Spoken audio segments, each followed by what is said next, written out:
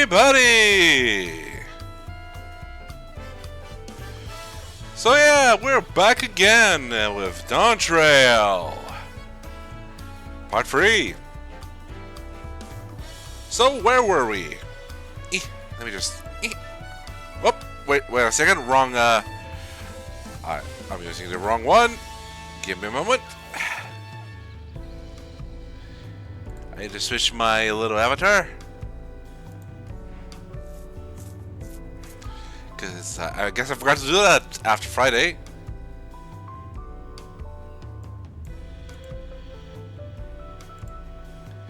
Haha. Sustainability activities. You know how that goes. Yep.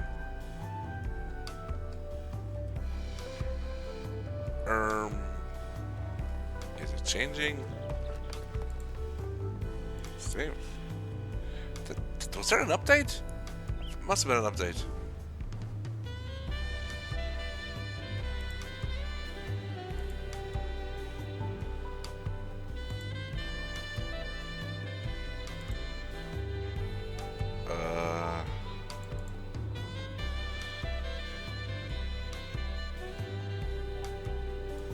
What's going on?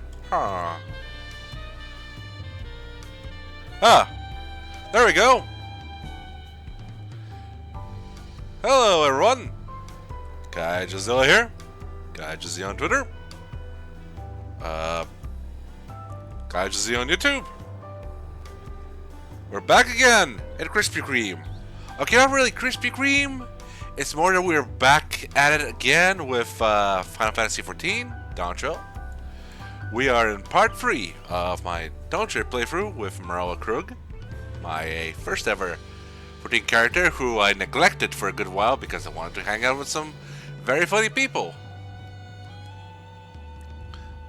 Which, in a sense, fortuitous because you get to watch me go through the story with Mrawa'a here. So where did we leave off last time? Okay, so what happened was that, we did the first trial. No, we didn't do the first trial. What am I talking about? Okay, technically we did the trial in-game, not the trial as in the thing that we typically do when we fight a boss.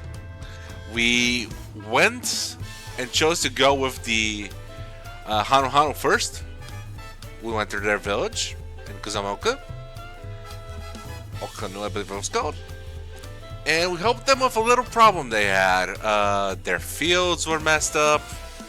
Their reeds weren't growing well. Everyone was tired, ragged. There were some people that had died, apparently. And the trial, as we learned from the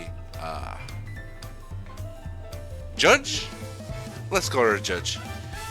The test she gave us was to figure out a way to improve things for the Hano. And while Kona, the second promise, used an alchemical concoction, we essentially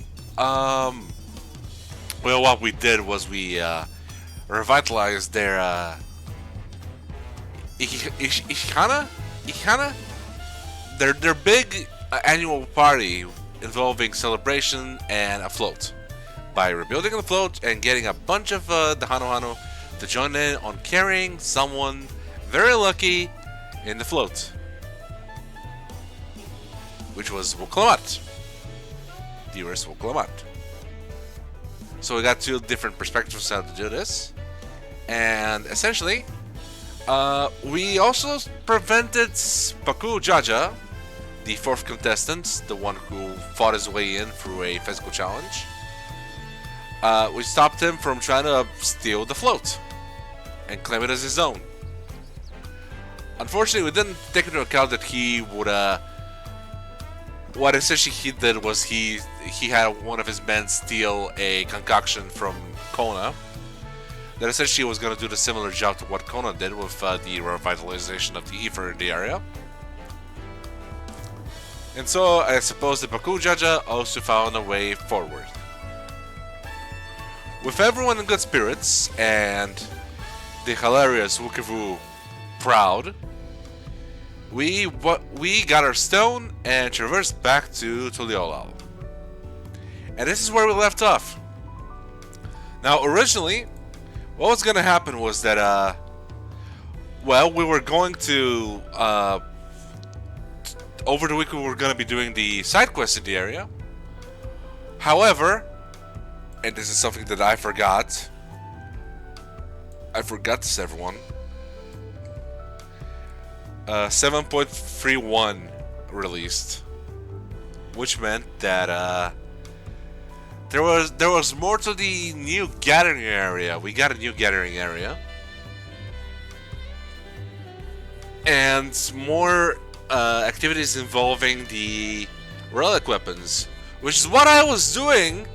I was doing all that for a hot minute, and I'm probably gonna be back to it in a short while after the stream is done. But until then, we are gonna continue with the story of Final Fantasy XIV Dawntrail. To new viewers, this is Mrawa'a Kruug. He is my keeper of the Moon Makote. He is a 40-year-old adventurer. He only started adventuring once his children grew up, as he was a single father.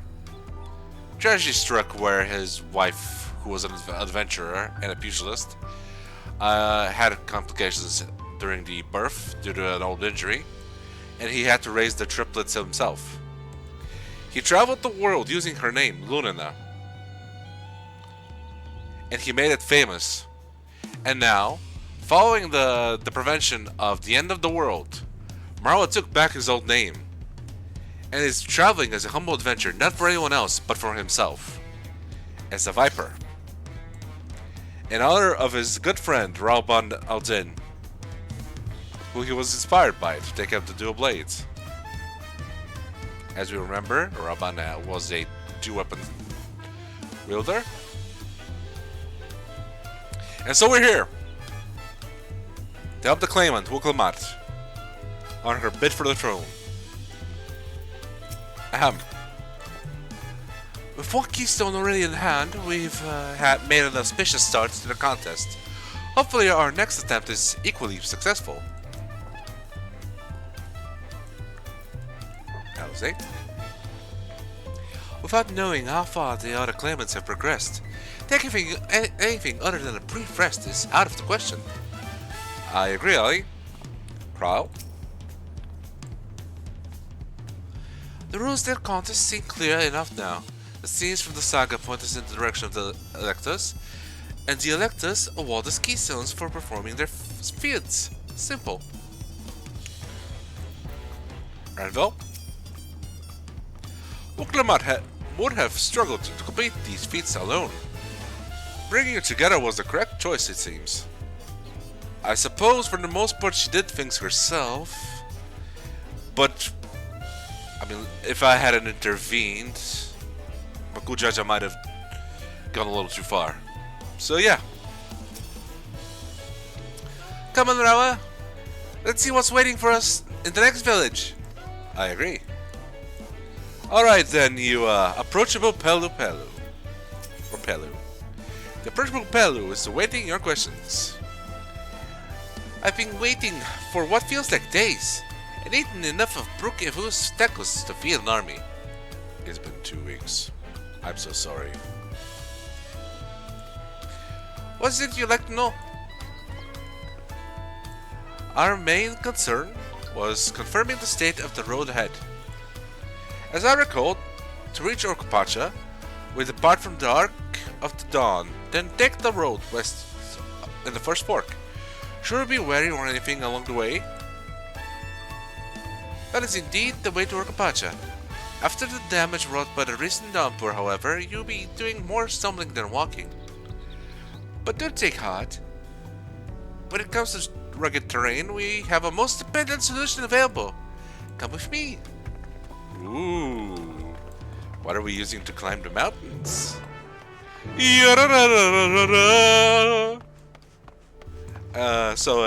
Anyone, if you're watching, feel free to give me a heads up if there's something wrong with the audio. I've been notoriously having problem balancing things out since the start of all of this.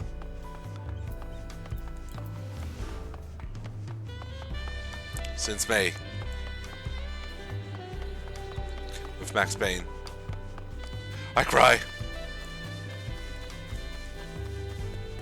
Oh, the alpaca keep. I should take one. Just to get this. There we go.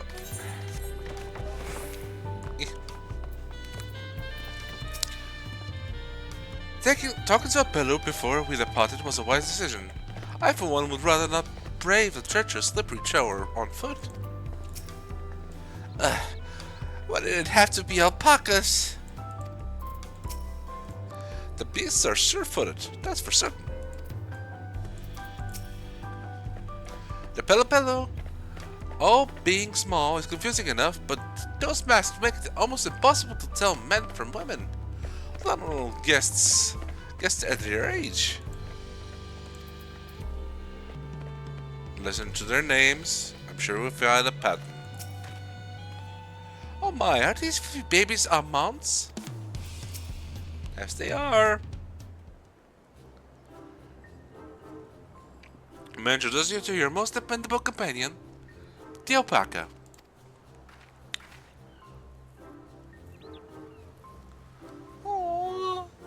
Alex. And Wuk Lamat does that. These animals could traverse Urqopacha steep mountain trails as if they were gentle fields, and all while carrying heavy loads. Our merchants would be lost without them. So they fill much the same niche as our chocobos back home.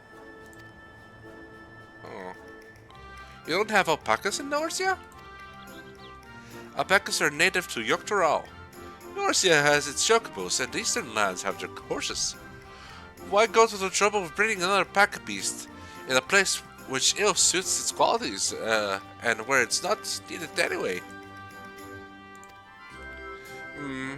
But must we ride these little monsters? I get the impression you aren't fond of alpacas. When I was small and being a little naughty, I went around pulling on their wool. One of them spat at me and it was the foulest stench you can imagine. I see. Why do they like to ride? Alpaca's bred mounts are inquisitive and docile. Even those without experience find them easy to handle. Really, you're doing this then? So, was my information useful to you? Yes, very helpful. Even if it wasn't what I wanted to hear. Good. I'll take my payment now. You want me to pay you? Wuk Lamat, that's what a business transaction is. I guess I should have expected as much from a Pelu merchant. Let me see what I have on me. The Pelu value the act of spreading joy through trade, as you should know. They take pride in making deals that benefit both parties. Not quite like the Odon merchants then. Here you go. A fair price for your unfair advice. Yes, I made a trade with the Fort Promise herself. My friends will never believe this. I shall be on my way now. I wish you safe travels. Off you go then, and thank you. I really like this dealing thing they do. It feels so good.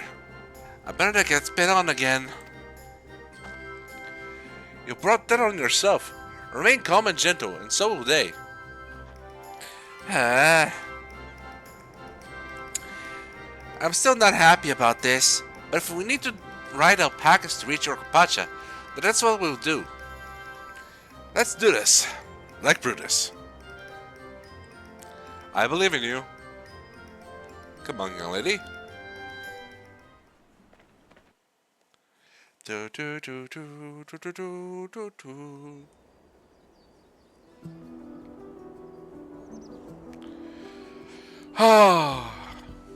Turali poets of yore sang of a mountain that would stand tall, even should all other lands sink beneath the sea.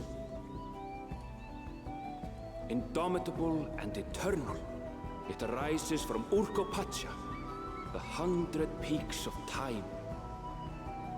Whoa. Of all the beasts which crawl and fly, only the legendary Valigarmanda could hope to disturb the summit's serene majesty. Yet, with that flying calamity imprisoned by the Dawnservant, what great feat remains for those who would claim the throne? Do a keg sound? That's what my alt gesture did to be impressed like his fellow cadets back in the day.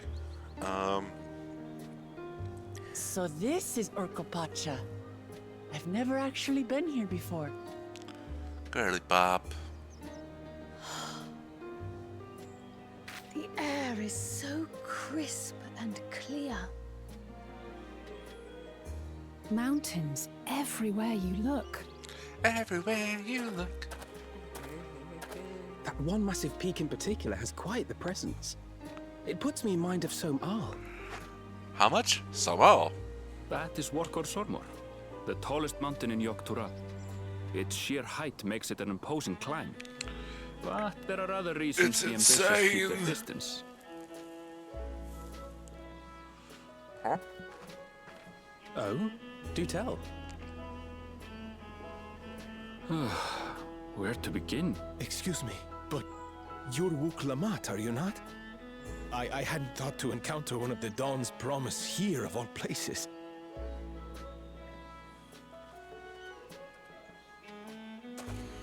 Well, well. A fan?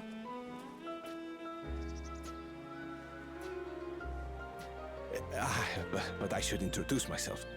I am Bolnok, a weaver by trade. Or knock. Well met, Bolnok. We're on our way to Dawntrail. Oh, truly, I've just come from there, as it happens. I'd asked the Pelu who sell me their wool to give me a tour of their alpaca ranch. The head rancher and I shared a bottle of mezcal while he explained the finer points of wool production. Mezcal, is that a local beverage? It's an Urqopacha specialty. A spirit made from distilled agave heart juice. Ah. Agave. Yes, and it must have done wonders for my mood, for I tripled my usual order of alpaca wool. They did offer me a discount, though, so it wasn't a bad deal in the end. They're very savvy. Nice. But listen to me, boring you with my tedious stories. I will leave you before you are lulled to sleep. Goodbye, and safe travels.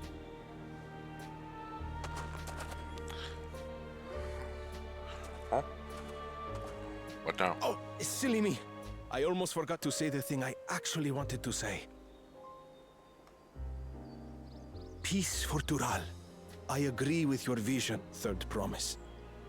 You have my support in your bid for the throne. Hey.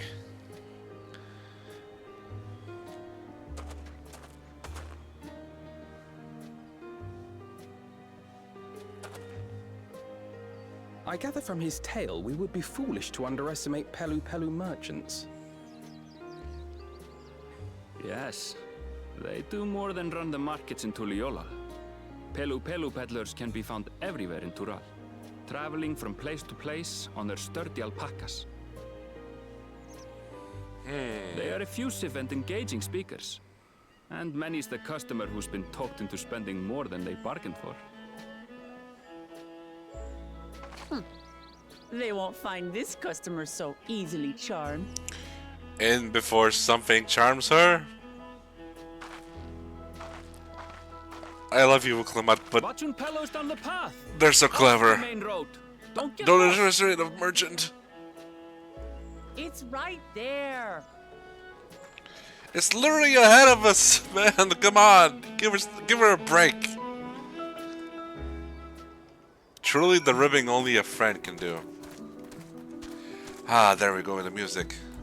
That reminds me, actually, I do have something I need to do here on stuff. Oh yeah, one's high up, and the other is somewhere in the area. Okay, before we continue, I want to do something specific. I want to go and do some hunts, not hunts, fights. Just so we can get the writing map of the area. Alright, buddy, get on. I'm getting on. Yep.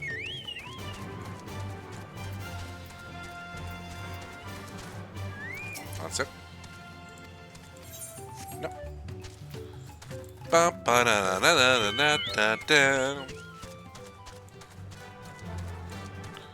Am I?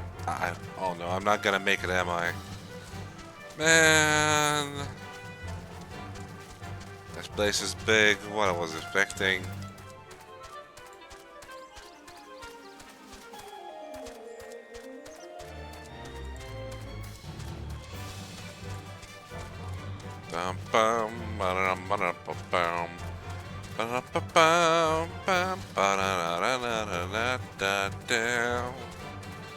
Okay, I'm gonna try and get to here. Stay away from me. I don't want to play with you.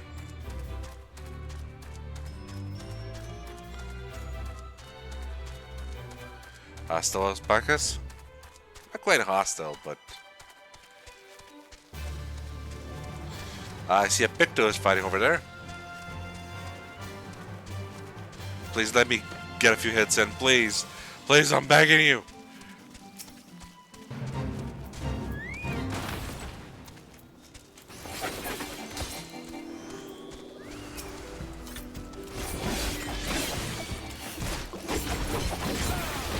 Yeah!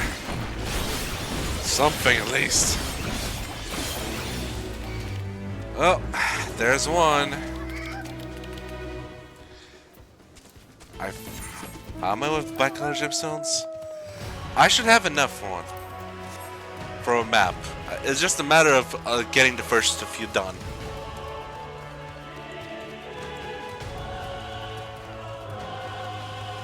So I write to migrate. I don't know if we'll get the whole thing done in one go today. But I'll try to get the whole story done for this lower area.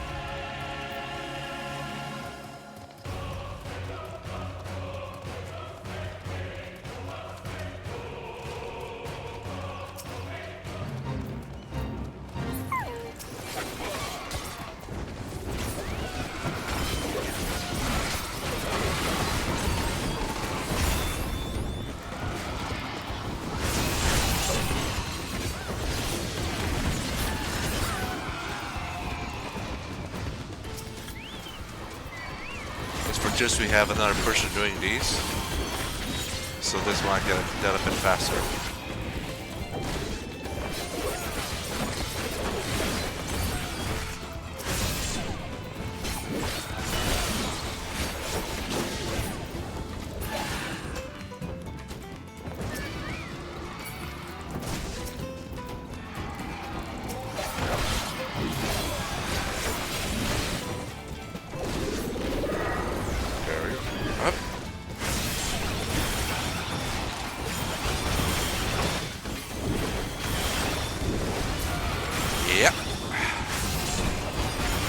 Come on, my lovelies.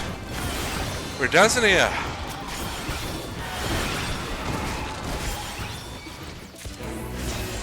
There's two.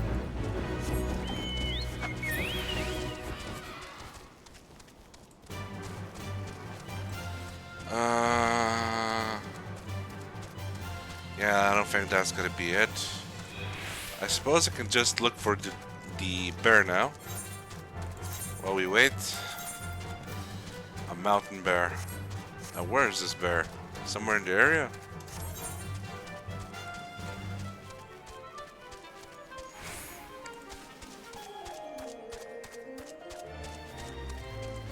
Wait, did I? Okay, I got through it. Okay.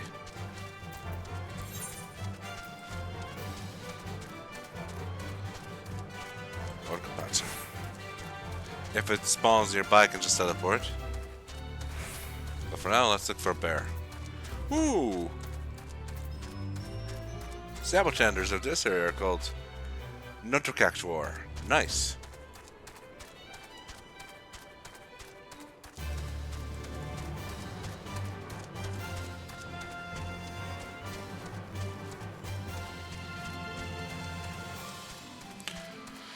Ooh, don't mind if I do.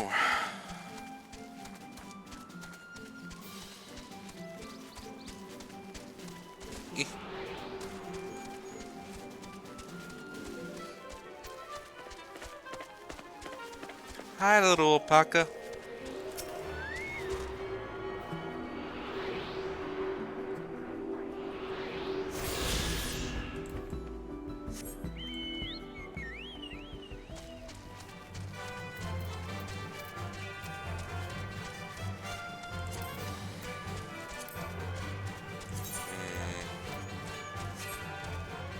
Let me check something.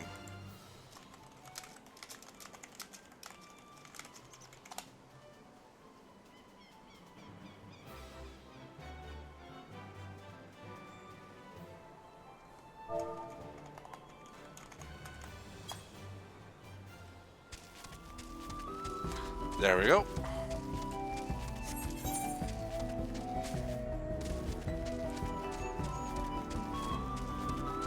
Let's enjoy the local music, eh? Ooh, a lookout point.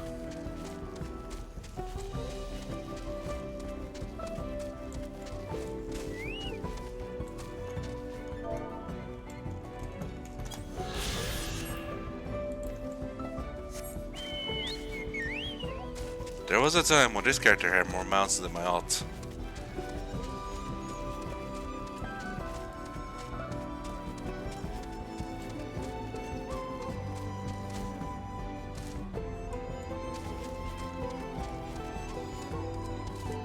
Yeah, anyone else excited for the new Monster Hunter crossover with 14? I'm looking forward to when that happens. I believe it's October. No, stay away! I don't want to fight you. I'm looking for a bear. If a fate doesn't spawn in the next few minutes,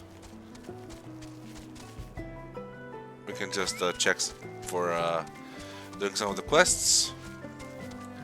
Alternatively, I could just do this afterwards.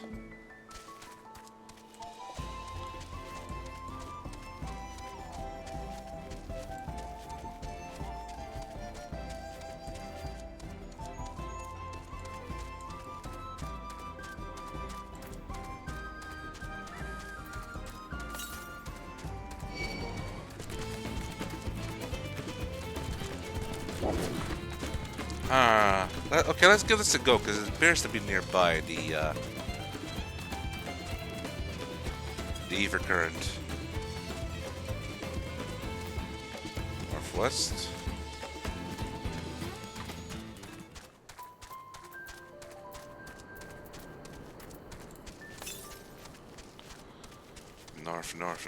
North.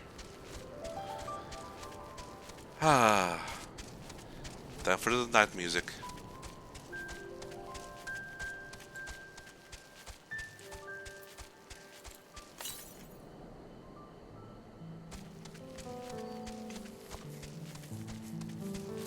Ah, there we go.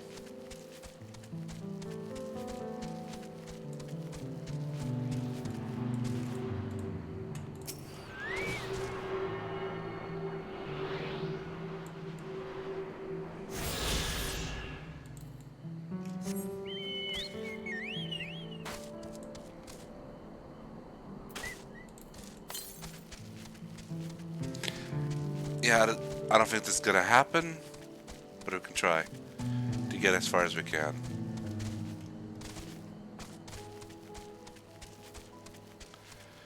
So, sorry, I'm a bit scatterbrained when it comes to streaming. Whenever I find a new goal, I want to try and get to it. I realize I'm not gonna be able to get all the recurrence on this stream, or in this section. I will have to go upwards likely. Because that's a lot of map.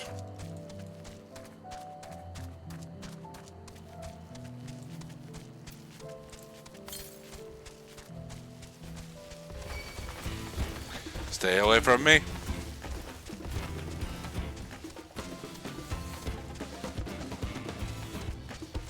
There's a bear.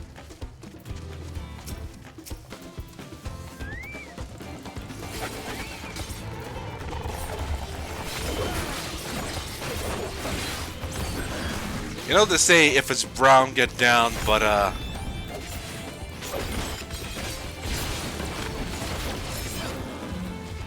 think the bear should get down. Oh, only one bear. Okay, I have fate spawn over yonder. I'm just gonna teleport.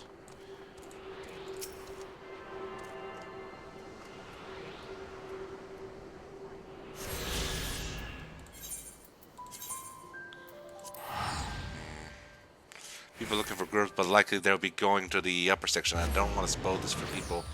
I mean, technically, okay. Some people have gone for this, some people haven't.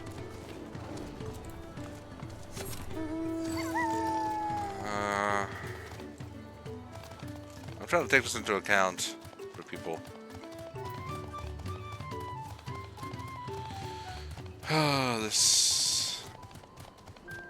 This is the fate, I think.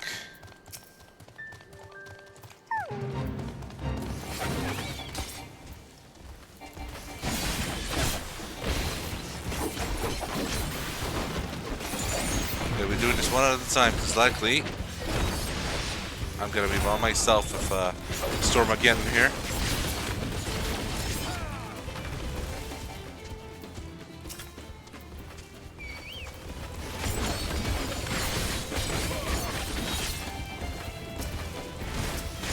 A bunch of people are gonna be doing a hunt train. I can only assume it's for the big marks of the area.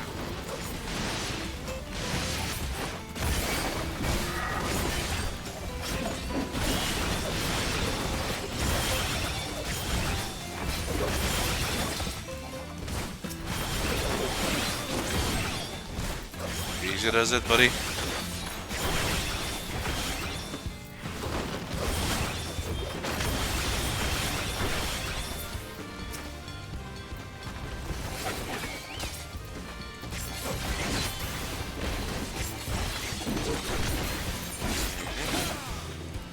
It's getting close, but not close enough.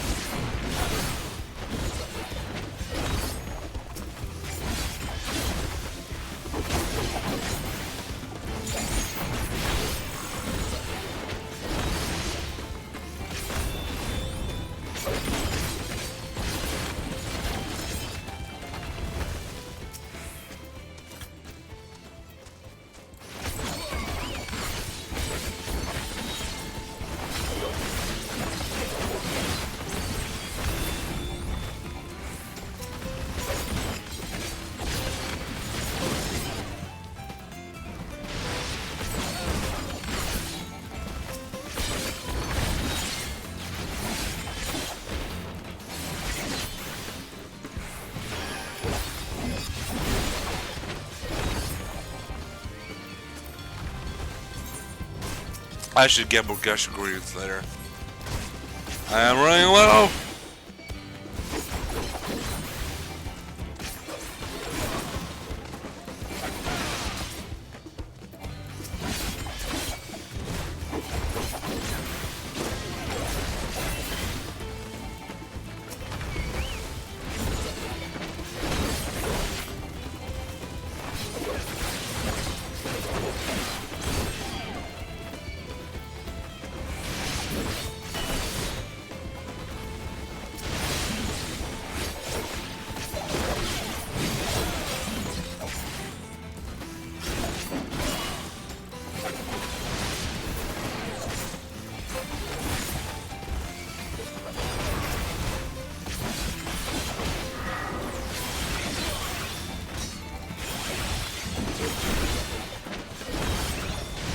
Gotta love Viper.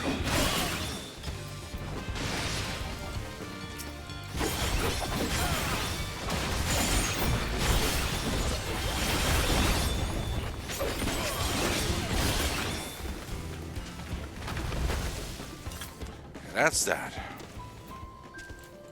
Actually, no, wait, there's one more. Okay, let's finish this one.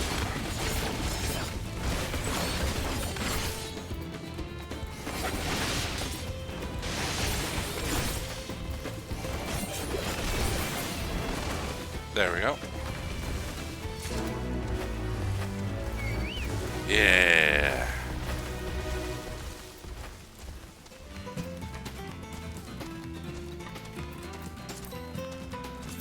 fate.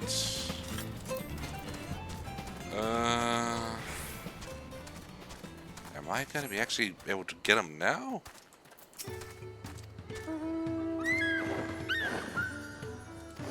Ah, okay. Let's progress a bit.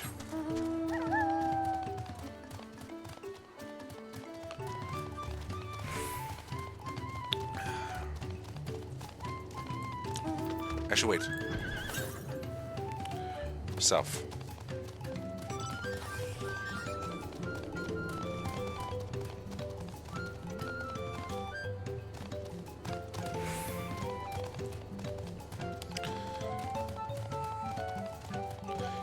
Their names end in Lees. Interesting.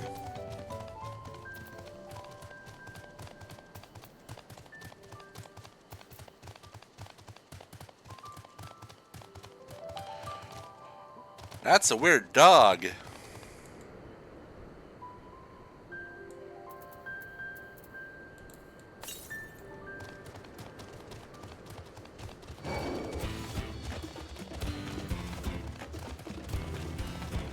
Get away from me.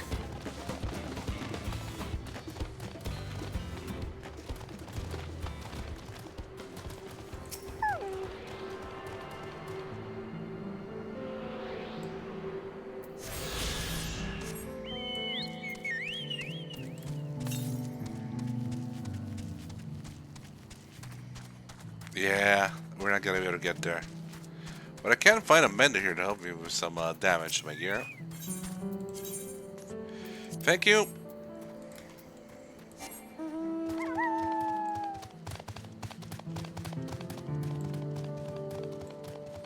Now let's continue properly.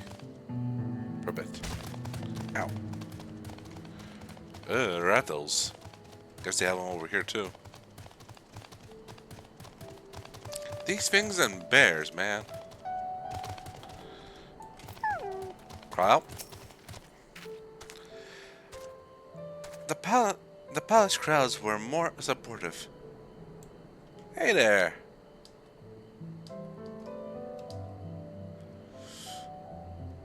For new viewer.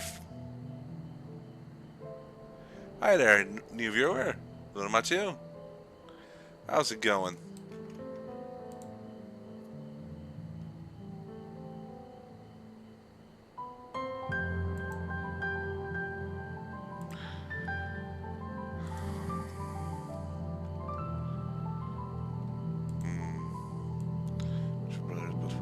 Peaceful politics do have their adherents, I see. I'm good. Just going through the story of Dawntrail right now on my main. This isn't the first time I'm going through Dawntrail, but this is the first time on this character because I decided to spend time playing with some friends, which honestly was the better choice. I figured I can always do this at another time, and that other time is now. Let's see. What was she? I feel the change in altitude most keenly. One may have not the same degree as the sea of clouds. They are decidedly thin here.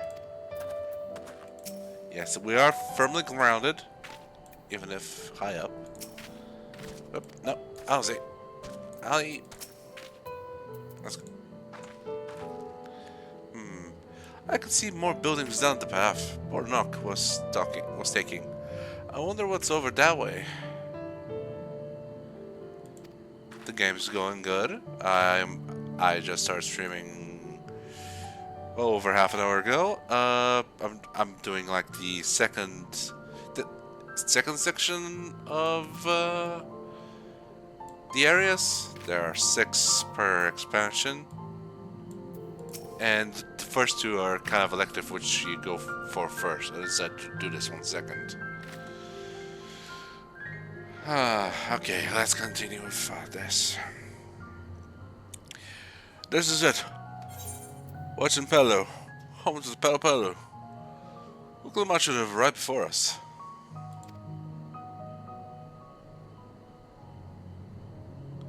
I've been streaming for a few months now, since May. That's not good.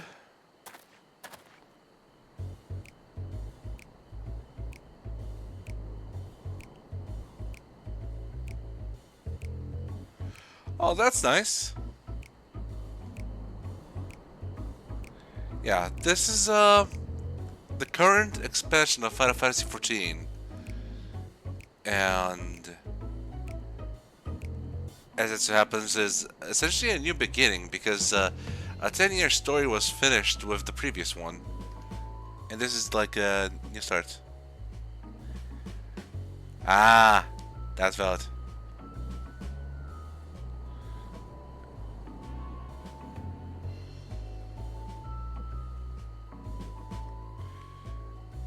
Currently, we're doing doing a contest to see who could be the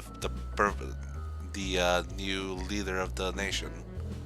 And I am championing the youngest of the competitors, the third promise, adoptive daughter to the current ruler.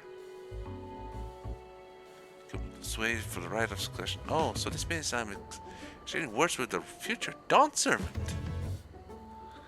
Please, the outcome is far from decided, but it is a possibility. How fortunate then that I deal in cloaks woven from especially luxurious alpaca wool. Such a garment will look magnificent when draped over the shoulders of our budding ruler.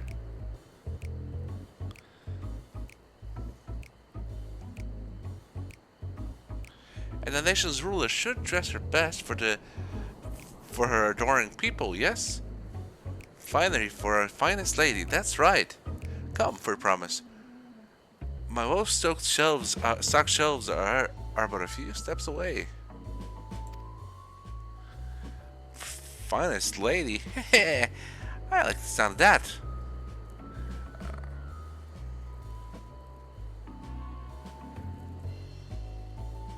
So, how far is your friend into the game? Alright, I suppose I could. I suppose a quick look wouldn't hurt. Ahem. What did we just talk about? Ervil, what did you... Like, started what exactly? Final Fantasy XIV itself? Or Dawntrail? I should not have aware of Tural. Northern winters are bitterly cold affairs, I'm told. I cannot imagine how you survive them without a lovely warm cloak of quality alpaca wool. Aha, I see. Well, this is very, very far off from where he would be. This is... Where he's starting from, this is 10 years of developments later. Like, 10 years out of the game.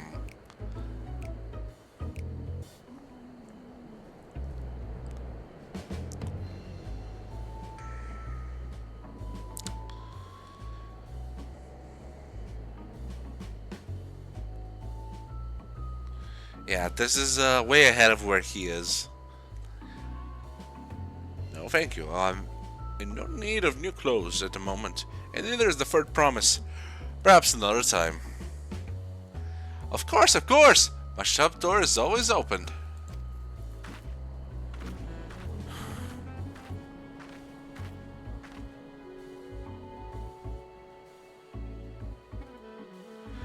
You were saying something about not being easily charmed? I was just... As I mentioned previously, the Pelu people live for bringing happiness through trade. They won't cheat you or sell you defective goods. They will, however, disarm you with their deft turns of phrase, and unwitting customers like Wuk Lamat fall prey to their affable approach time and time again. Yes, I made this myself. I made this myself, and I did my little stuff on my channel with the rules and stuff.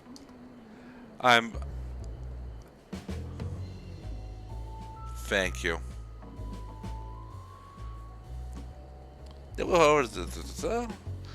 Your only recourse is clear and firm refusal. They won't pursue the matter should you make your disinterest plain. A valuable insight into the minds of the Pelu. Let us all take Aaronville's words of caution to heart. Of course, this is, kindness is the ultimate disarmor, some will say. People will sell you a lot of stuff if they are managed to charm you with a smile. Like, a model, maybe. When you're not ready for one. Let's see. Aaronville. I swear, let her out of my sight for one moment. It would seem the Pelu are also partial to coffee. Ah, I don't remember this. Wuk Lamat is lucky to have Aaronville. Everyone, royalty especially, needs a friend unafraid to chide them when the need arises. Absolutely.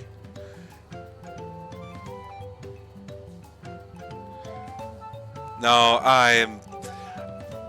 3D is way too complex for me, and if I would be looking for a 3D model, I would have to wait until I actually get like some kind of a affiliate status so that I could properly use it. I feel that, like, that will be a logical step. I'm nowhere near to that point. All these houses and buildings made for Pelu size, and mine too, come to think of it.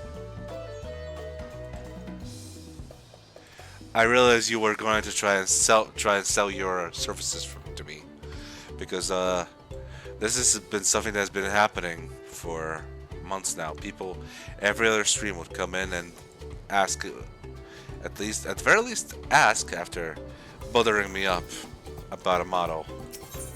But I'm not looking for models right now. Not my finest moment, I'll admit. But now that we are here, let's do what we came to do. Find the Elector. Allow me to propose a strategy then. Crow, Alize, and I will speak with the merchants. Wuk Lamat, you and Aaronville might try approaching travelers and passerby.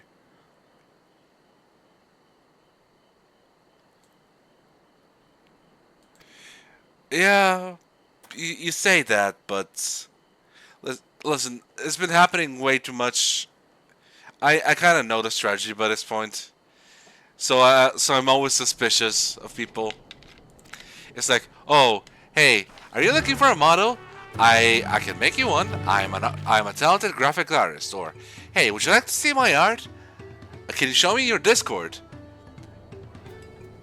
And every time I refuse, it takes a while until I bother them up to show me their Instagram.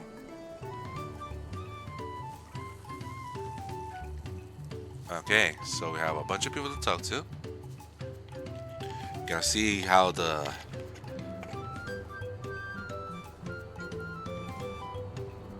Do you?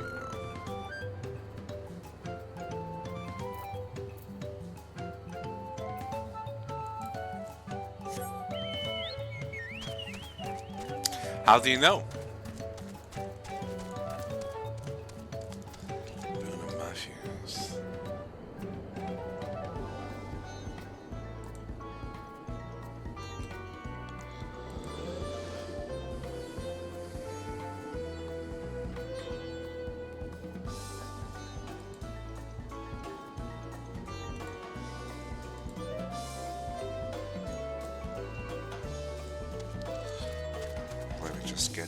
See if I can get the regular gemstones. If not, I'm gonna go do the thing.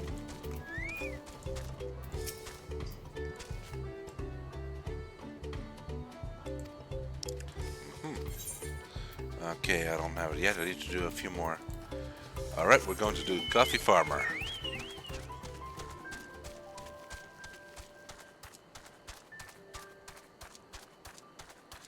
Yep. And my annoyance isn't that they're trying to sell me something, it's that they're trying to... The only reason they start following me is so that they can sell their talent, or if it's a scammer trying to do that, they're trying to scam me into paying them for a service that they wouldn't necessarily be able to complete. One day I might get a 3D model, is the thing. But that's not gonna be for a long while. I need to get certain goals done before I can comfortably do that.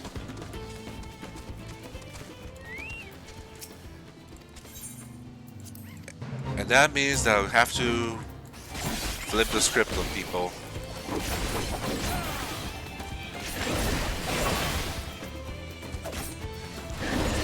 It wouldn't be fair to the artist if I'm not gonna be able to use their model for its full functionality, including showing off the model. Their created child just for me. That will just be horrible. It will be a disservice.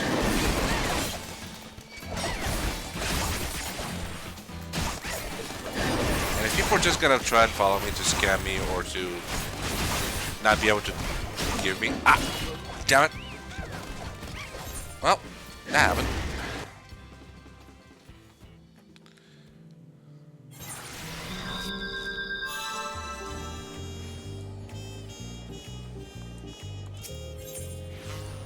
I don't want any of that.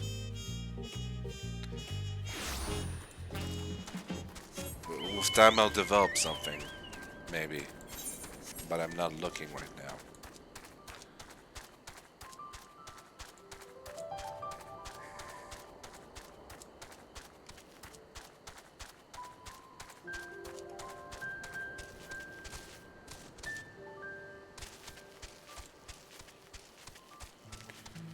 I'm not looking, is the thing. So I'm sorry, any business you would like to start with me is not gonna happen.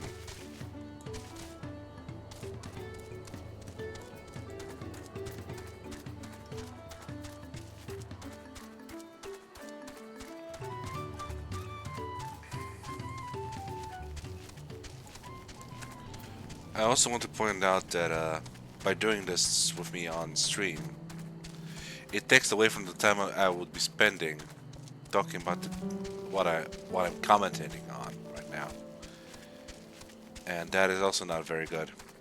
That is when people do that. I'm not saying it's you, but when people try to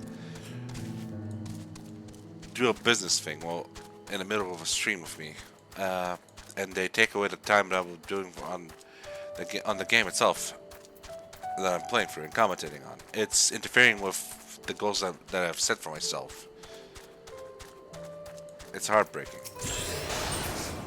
Okay, there's I guess that's gonna be 4. Guys, count it as gold. And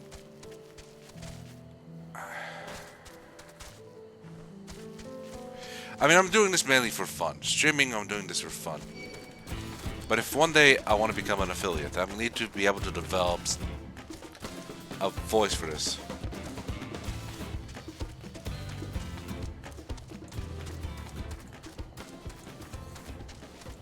Uh-huh. Have a good one, Luna Matthews 04.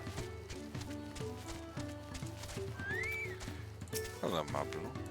Hello there, I'm Mablu. Did you have a question for me?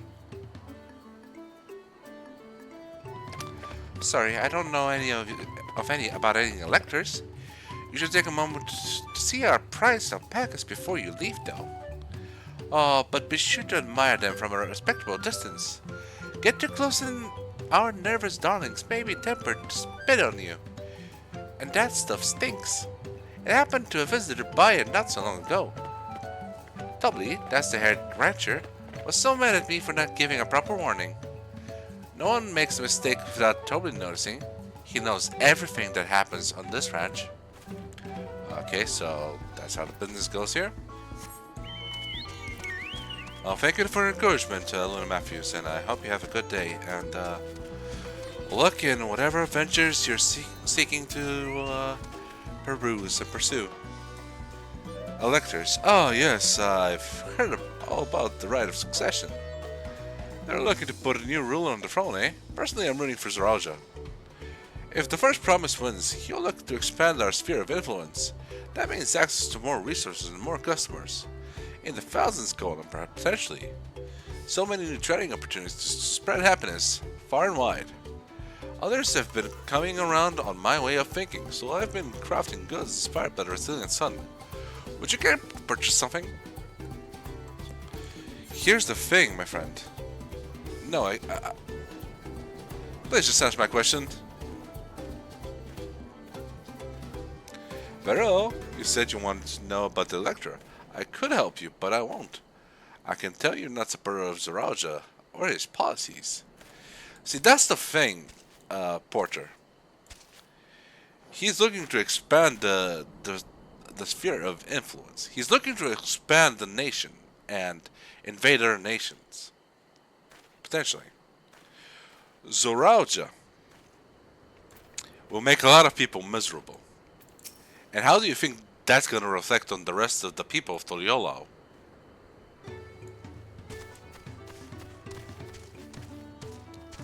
I don't think they won't want to sell or buy anything from you.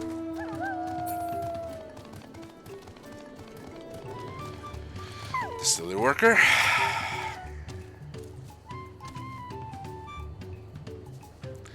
The Dawnservant Selector. I thought you were a new face in town. Here for the royal succession, I take it. Me, I don't much care who sits on the throne as long as they keep Tural peaceful. People tend not to be in the mood to relax and sip our excellent mezcal once arrows and spears start flying, if you know what I mean. Speaking of which, would you like a cup? A joy shared is a joy doubled, I say. I'm sorry, maybe later. Alright, yes, you were asking about the electoral business. Being but freshly returned from my trading route, I've heard that there is a contest afoot, but not much else. Our head ledger, Tobley, could probably tell you more about it. So it could be Tobley. Okay, let's get the lookout point first. Not from here. Guess we're gonna do it from over there. I'm so sorry about the interaction, everyone. It's just that this has been happening for months. I've tried to be very, very patient and polite with people, but the pattern is always similar. Someone comes in, they try to butter me up, fawn over my gameplay or whatever, and they're like, hey, would you like this? And the moment I say that I'm not ready for it, they're like, oh, I understand. Well, have a good one. And they leave. It's a waste of time for everyone. And it honestly hurts, you know? It feels like they weren't being genuine when in their appreciation of showing what I was doing. And if they're not gonna be, why should I be patient with them? Why shouldn't I be a little grumpy?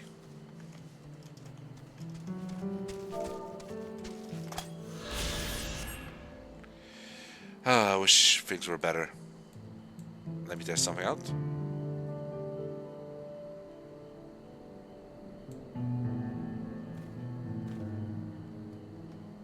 Huh.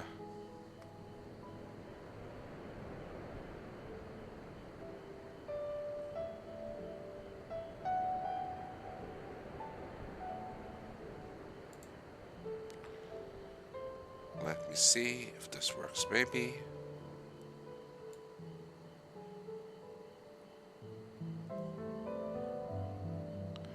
Okay, we're good. Sorry for the doubling of audio, I just had to be sure.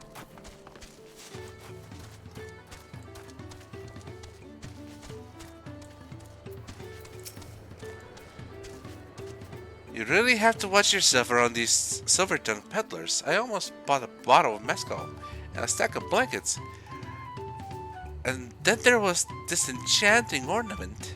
Anyway, I did manage to learn that Tobley is the man to talk to about the contest. If only they'd shared where this head ledger of theirs is to be found. Well, I know a girl named Malbloom, maybe she can help. Really? He's also the head rancher. Well, the alpaca ranch is not far from here. I say we pay it a visit before the others return. Okay.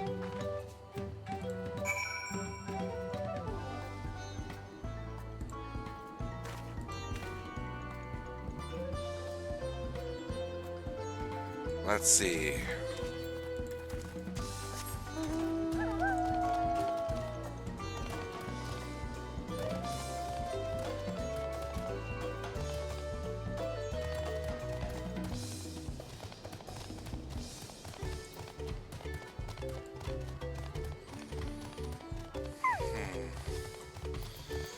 Oh, again.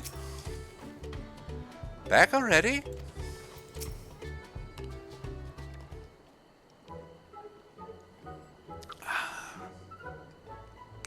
Sweet Beppies. That's a lot of alpacas. Still, we know the head ledger could be here somewhere. I can't let the fear deter me. No. Not to say that I'm scared, of course. Are you sure, young lady?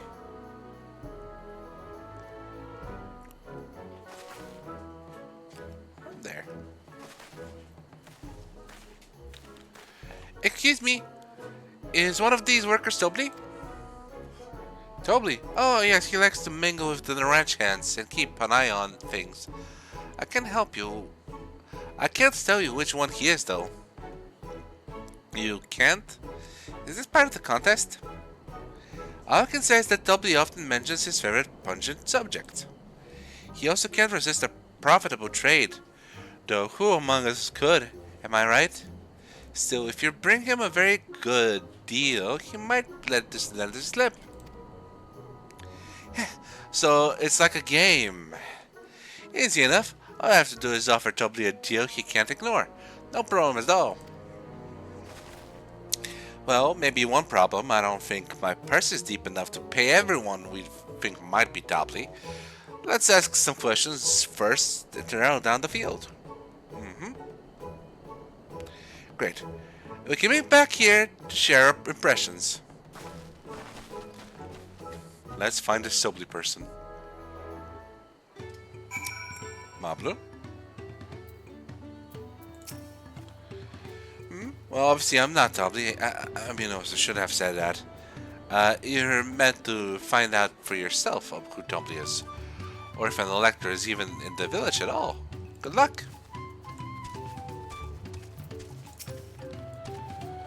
You think I might be Tobley? Aha, well, maybe I am. All I will say is that in this village, none have reared more alpacas than I.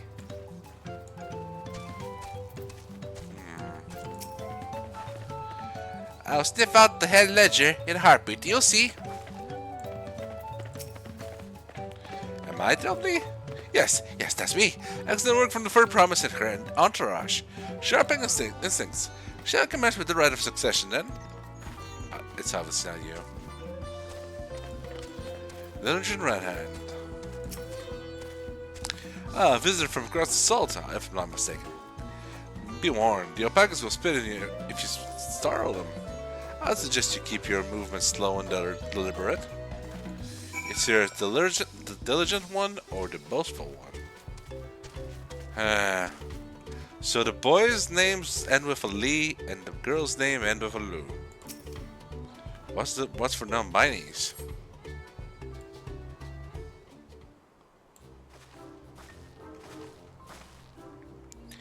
I see we're both done with the interrogations. So who do you think it is? I'm suspicious, but let's hear your pick.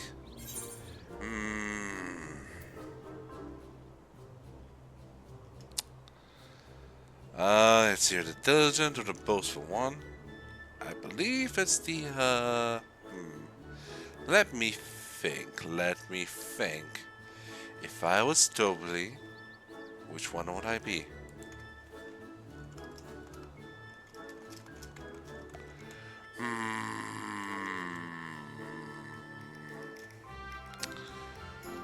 It's not the boastful one.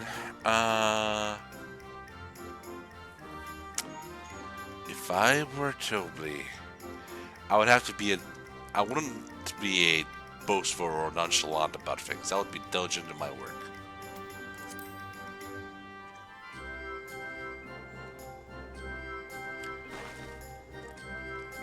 The work is so intent on stable chores. I have my eye on that one too. Time to rip the mask off our mystery ranch hands, so to speak.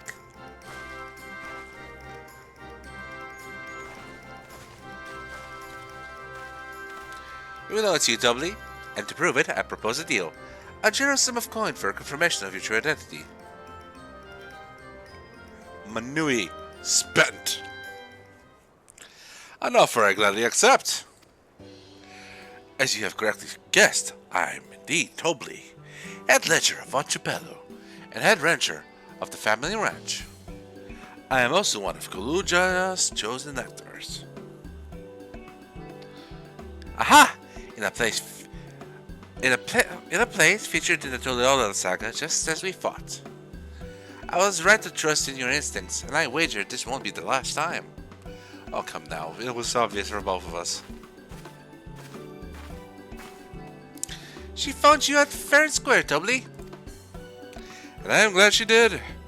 Would have been a pity had her bid ended here.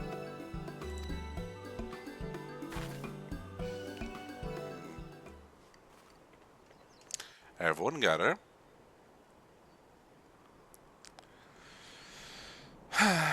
Deducing the Dawnservant's elector was the first step of the feat.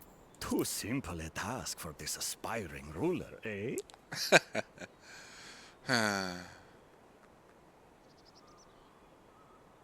Right. Not hard at all.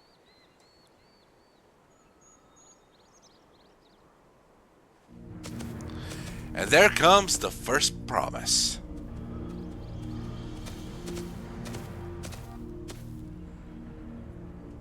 Zoralja. Zoralja it is. I am told the head ledger, Tobly, is to be found here. You have to guess which one of us is Tobly. That's part of the test.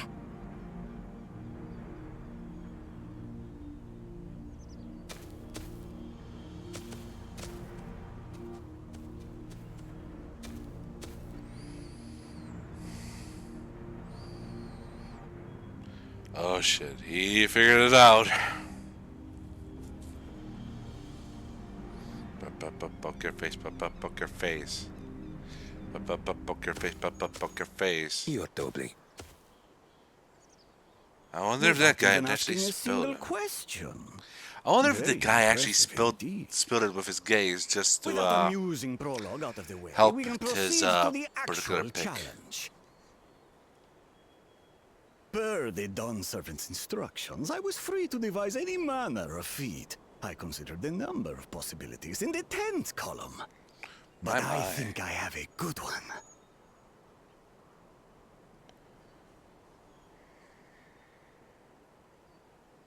You must go forth and capture for me an alpaca. Huh? Scusi? Could you repeat that again? While I've not had the best experiences with alpacas, aren't they generally docile creatures? That doesn't sound like much of a challenge. Sus. Bring out the example! The example! Come off. Oh my god, it's so fluffy!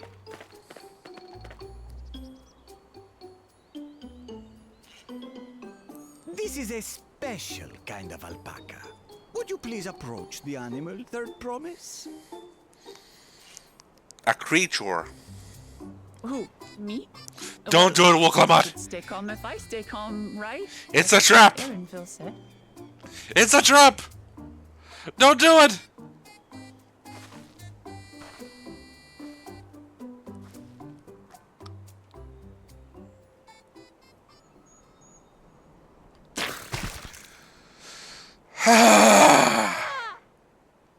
The little monster spat on me!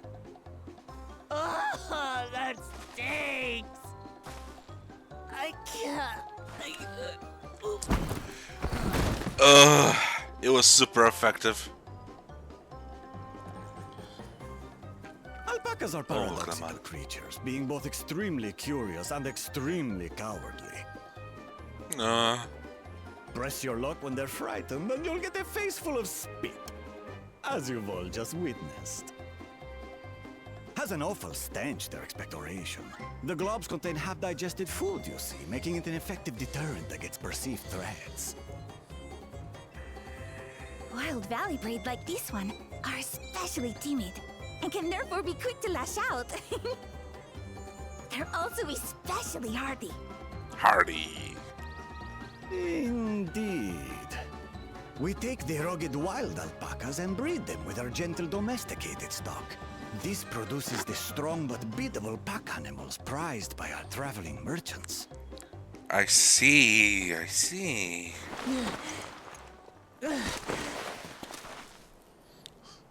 That's all well and good, but did I need to bathe an alpaca spit for you to make your point? Yes.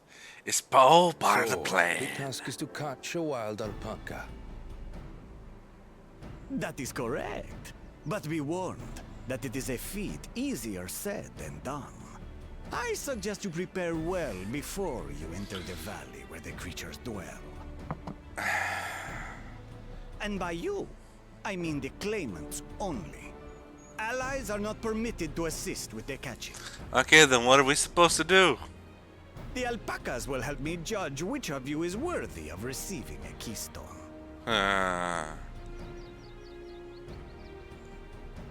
So I'm to chase down a fluffy, spitting demon, and that somehow proves I'm fit to rule? As I said, the Dawnservant granted me the freedom to decide my challenge. And when you reach the end of the ride, I dare say you will understand why I chose what I chose. Alright, alright, alright. We're gonna learn today.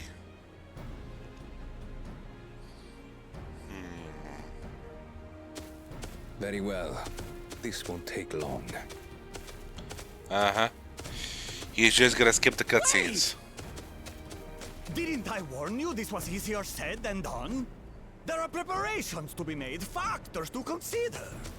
A beast is a beast. All yield to strength. Yeah, he's just gonna brute force his way through it.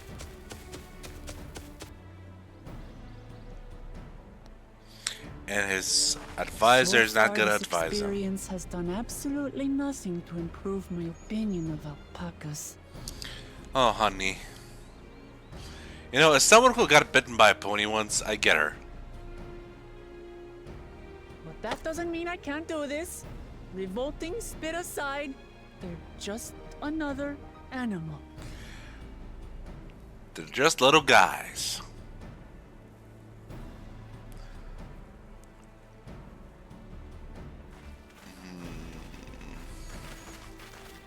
Are you alright, Wuk Lamat? We thought we heard you scream. The third promise does not scream. It was more of a Startled yelp. Meh. Scream, in other words. Ah, sweetheart. Did you find the Elector? Mm-hmm. Oh, we certainly did.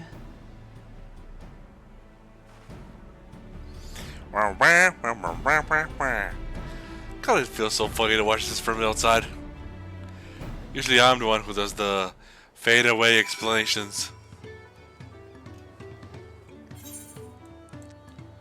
Totally. I've done my duty and assigned the claimants their feet. The rest is up to them. I was impressed with how easily Zaraja found Toby. But also sort of frightened. Yeah, he just intimidated his way through that. Judging by the volume of Wuk Lamat's scream, alpaca expectoration must have a nasty odor indeed. I'm content to remain ignorant of that smell. Uh-huh. Zaraja put me in mind of Garamon's own exalted son. Of the two, though, Xenos was undeniably more arrogant. Yes, but he also could back it up, that's the thing.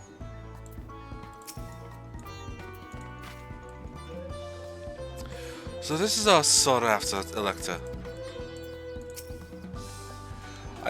I did say remaining calm was key, but the same rules don't apply to wild alpacas. I had to go and wash that nasty stuff off my face. I think I got it all off of it. I got it all off of it. But would you mind taking a sniff for me, just to make sure? That just ruined my sense of smell. Hey, I saw that luck. I'm sorry, Wuk Lamat, but just... can you smell it? Be honest. I'm sorry, sweetie. Araviel wishes to discuss the feat of gold.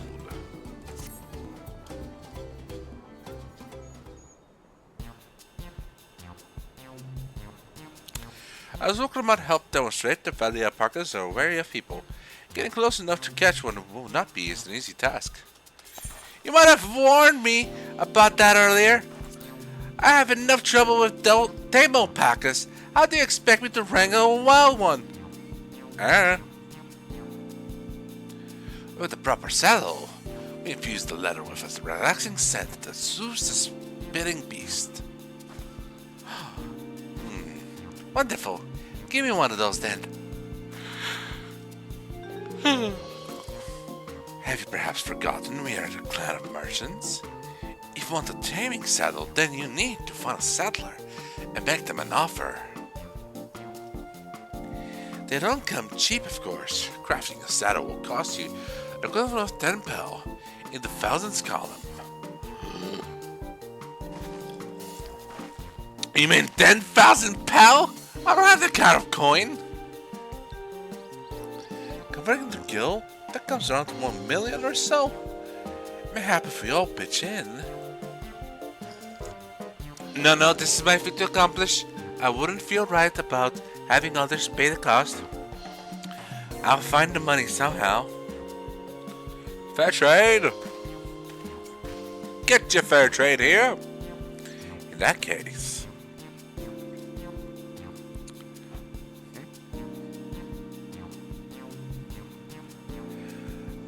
That basket of wool is worth the sum you paid me earlier. 1 pel in the hundreds column. Beginning with the wool, you can trade for ever more valuable goods until you have something suitable to bargain with for the saddle. That's a nice gesture, but you think I can turn 100 pel into 1 million? That's 10,000 times more. You need 10,000 pel, not 1 million. So we're looking for at 100 times more. Alright, I panicked and got confused with how it was 1 million gil. Uh-huh.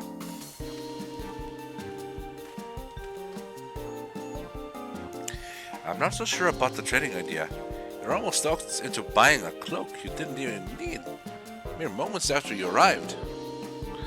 But I hate it when you're right. Let me help you with your deal making. Oh, look at Mablu.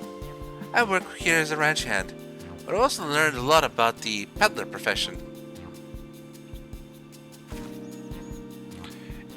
It's alright if I ate them now, yes? I guided the claimants towards the first step of the feat, like you asked.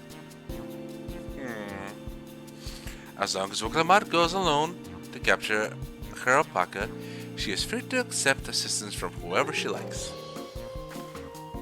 Hooray! Let's see about getting you the saddle then, for a promise.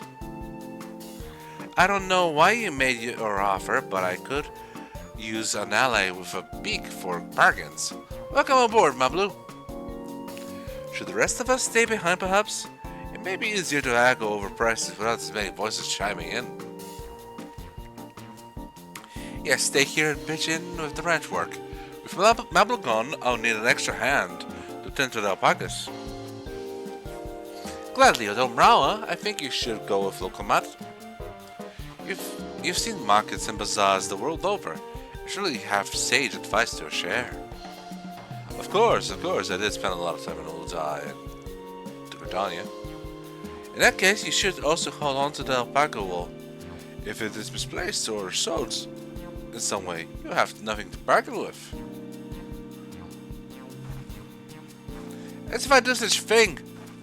But I'll leave the wool with Mrawa'a anyway. The better to keep my hands free.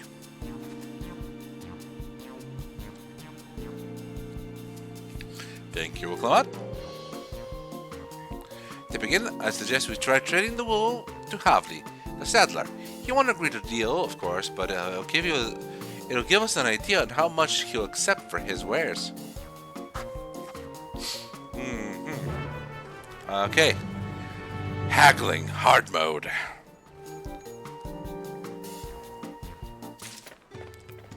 Da da da da da da da.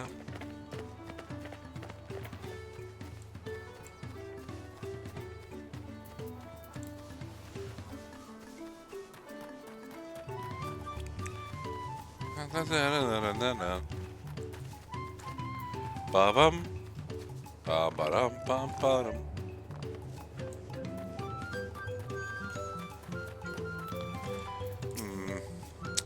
Is it really possible to make 100 times what the wool was worth just for trading? This is the artisan who makes our taming saddles.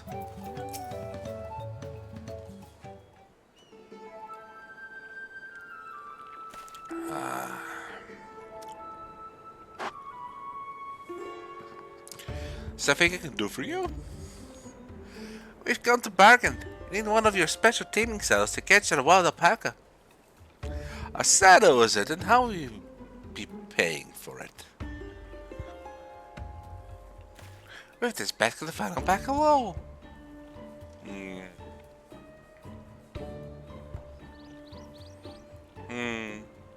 What use does saddle maker have for wool? Besides, this would barely cover the cost of a single strap buckle.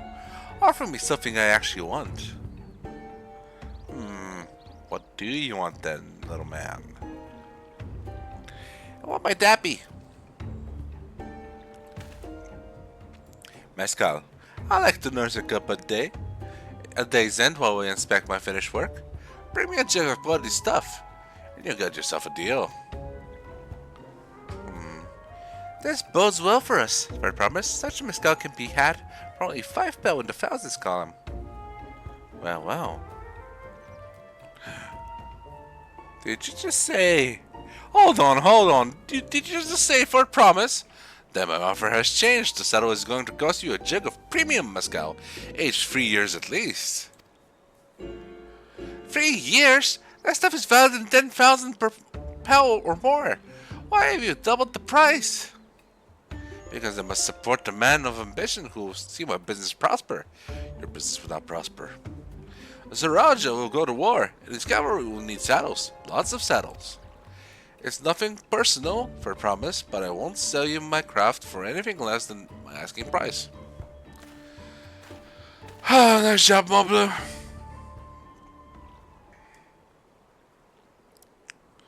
Man.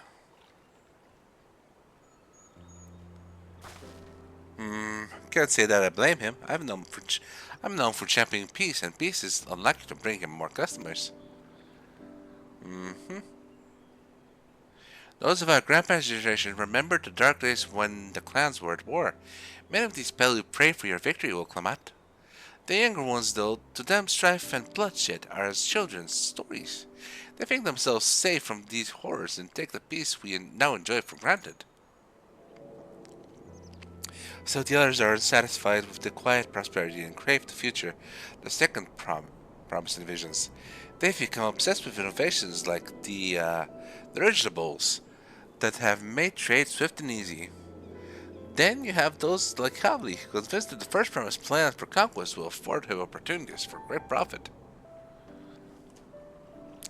But what about you, Mablu? Aren't you of the younger generation? At least a year or two younger than me, I'd say.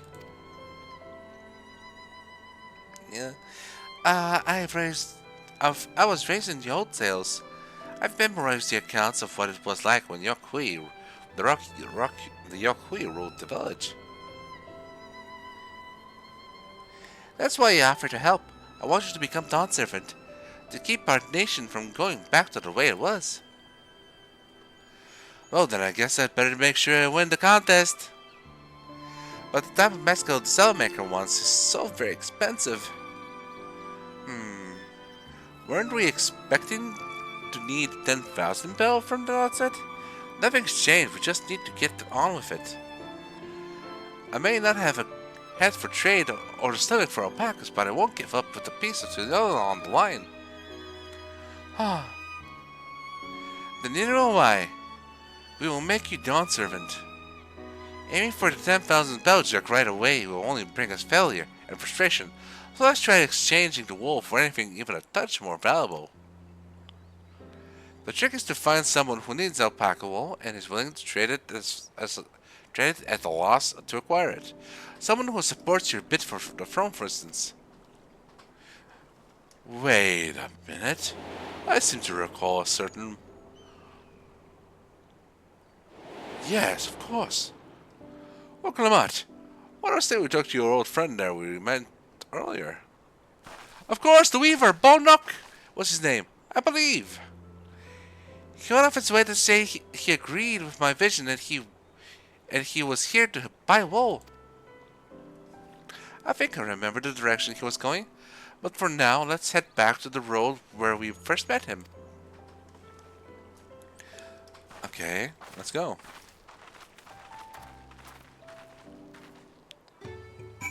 We're heading back up the road. I love that mount.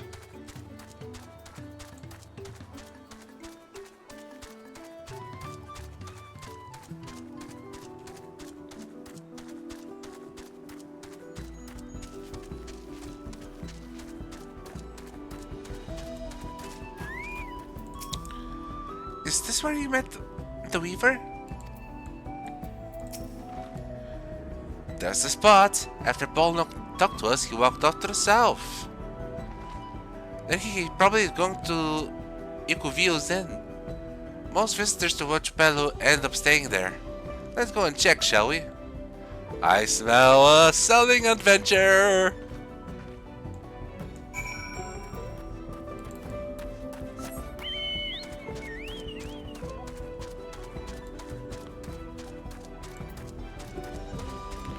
Hope everyone's doing well in chat. Conversations notwithstanding. It's been a chill week. The other day I was at a wedding. My cousin was getting married to her honey for 12 to 13 years now. They even have a kid together. It's just they didn't find a need to marry until now. It was nice. There are a lot of cats there. I hope he's willing to offer us something wonderful in exchange. Ah, we meet again! But wait, weren't you all on your way to watch Bello? Can I have the basket, Mrawa'a? Enjoy the wool! Thanks. Now let's see if we can turn a profit.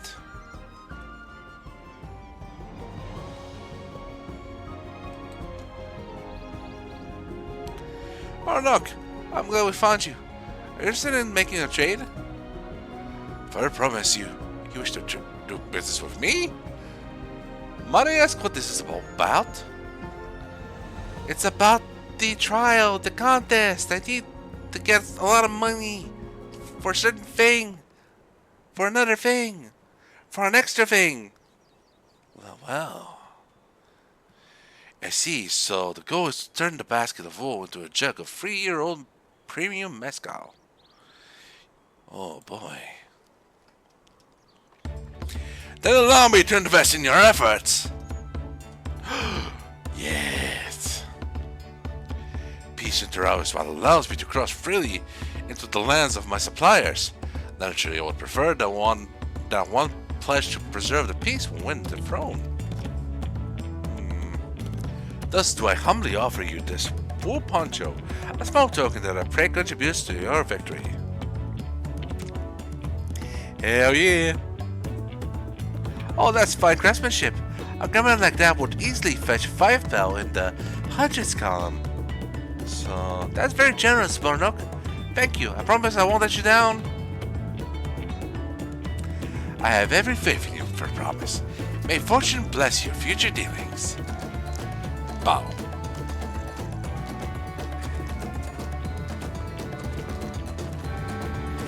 I can't believe you quintupled your investment with your first deal.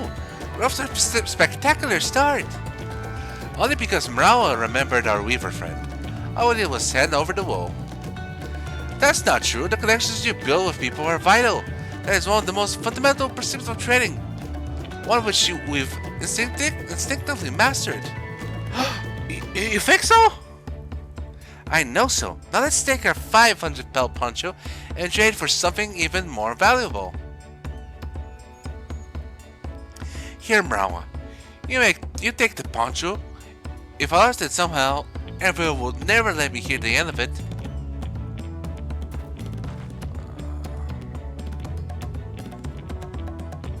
All set. Our next deal is waiting to be found.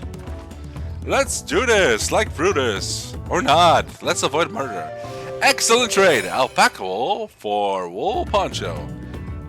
Success. You trade a 100 pelt basket of alpaca wool for a 500 pelt wool poncho. We did it, baby! Give me a moment. Oh, I'll be able to get there in time.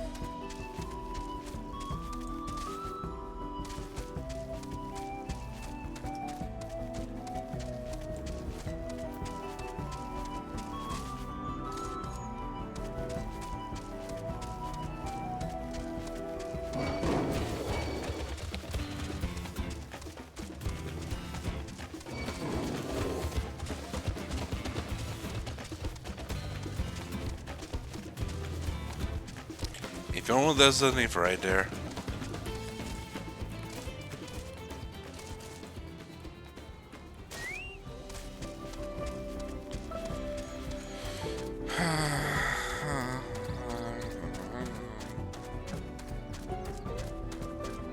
If we fail to get this one, then we'll try this one. It's much closer.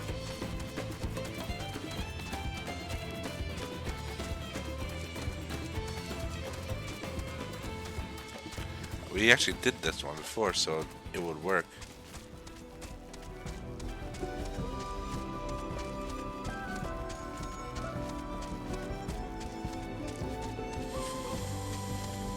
Ah, yes, it's a pile of them going at it.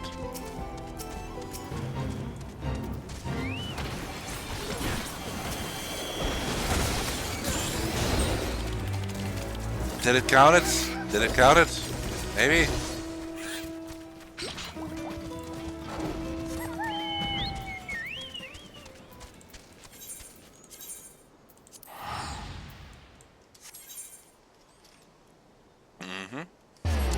And we go up and down and up and down and up and down.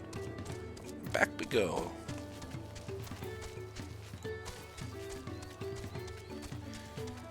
We will then check if we can get the riding map, and then we're going to be able to ride around here much faster. Look at him go. It's a massacre. It's a plant massacre.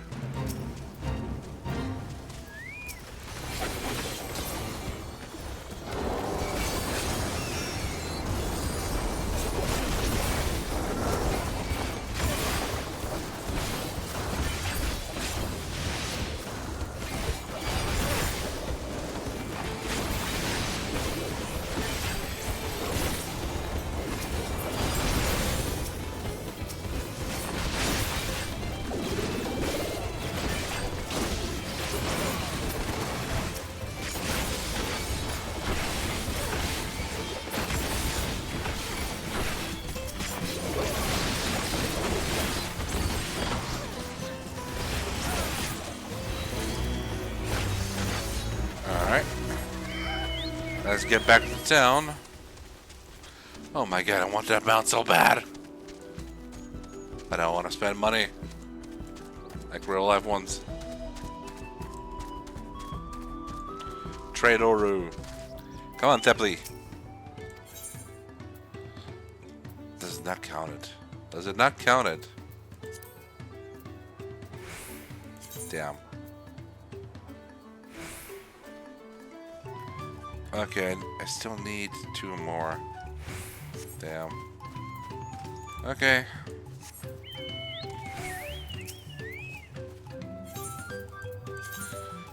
Now whenever they show up.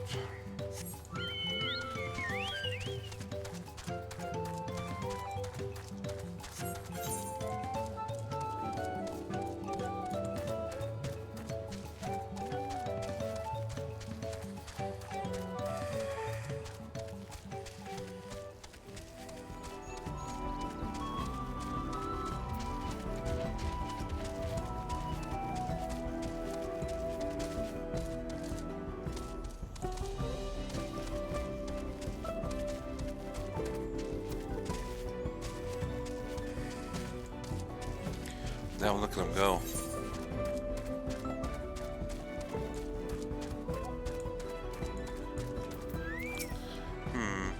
We turned 100 petal into 500.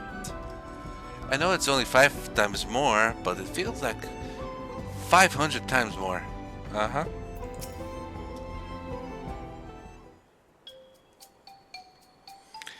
Leveraging connections is a sound strategy, but we should also consider supply and demand. An individual in urgent need of a good poncho will offer more than a merchant simply looking to stock his shelves. That makes sense, but how do we know if someone needs a poncho? They aren't wearing one.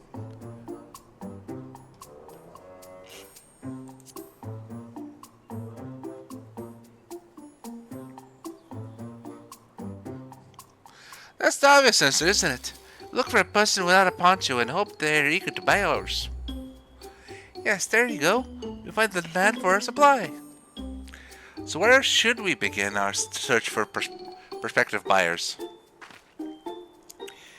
There are any number of places, but we could do worse than starting right here at the end.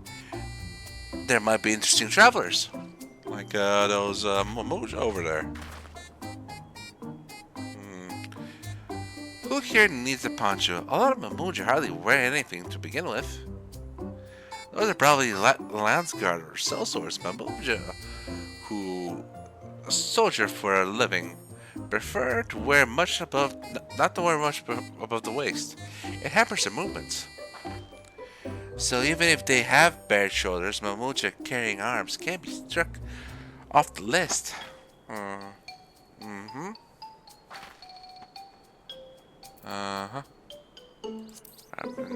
here we go. That's the Landsguard. Probably dropped by the end to take a break between patrols. Resting, here we go. This one is already fully dressed. An artisan or peddler, perhaps. Come to rest after visiting what you peddle, like Pornook would be my guess. Very observant for brows. Sweaty Dobro. That Mamoja is armed. Could be a Dobro courier.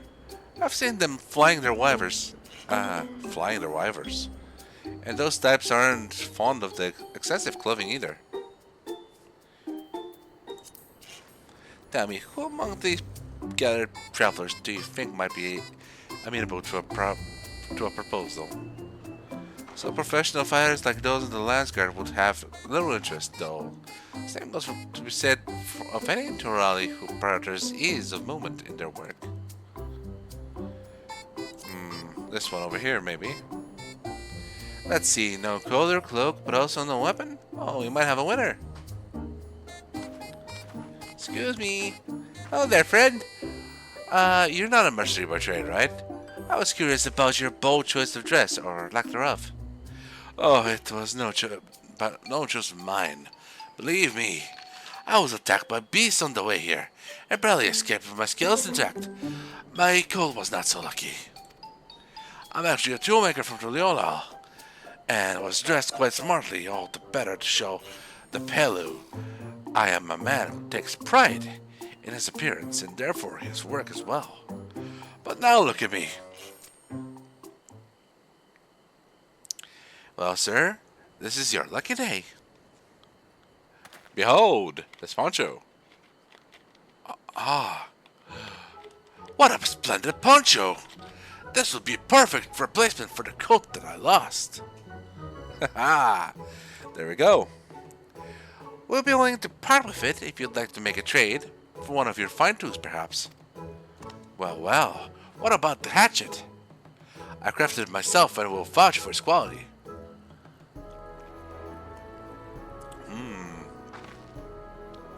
The blade looks sharp, the haft well made. I thought there's one pearl with a 1,000 column. So we doubled again. From 500 to 1,000, we have a deal. Wonderful. A fine garment such as this should put me in an even footing with a fellow merchant.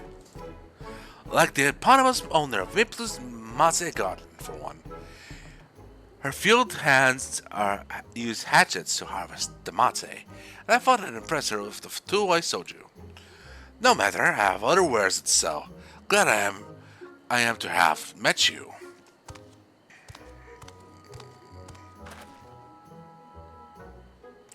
Did you hear that? We've already found our next buyer. To Miplo's mate, where we go? Yes, but it's fair distance on foot. We should take alpacas.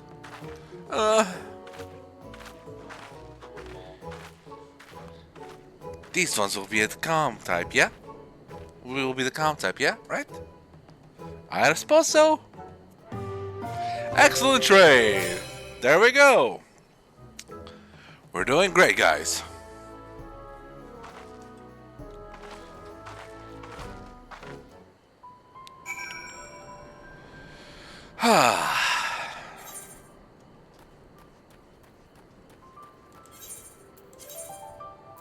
I'll be right back. I gotta hunt.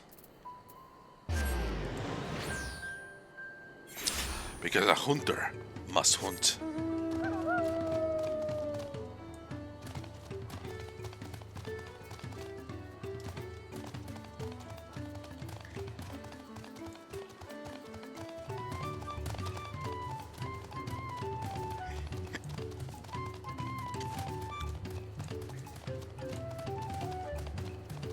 Please let me be there on time. Please let me be there on time.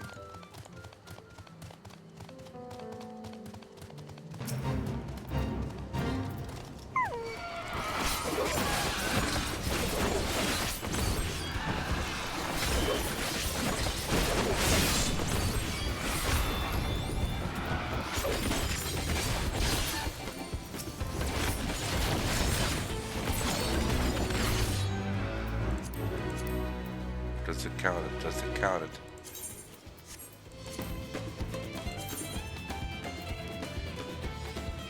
Son of a dick!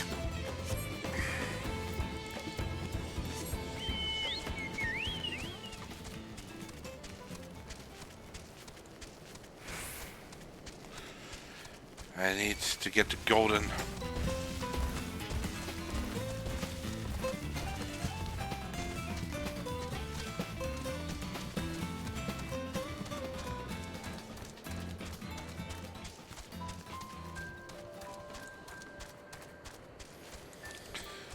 Oh, God. If I don't make this, maybe I'll just do this off screen, because I don't want to waste people's time.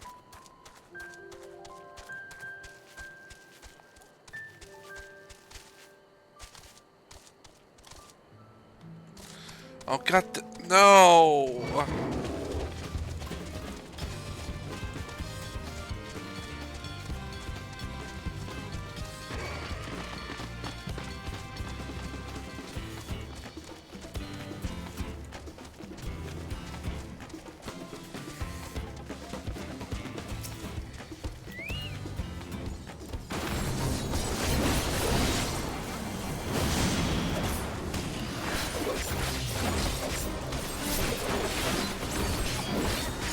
I've not heard this tune in a while.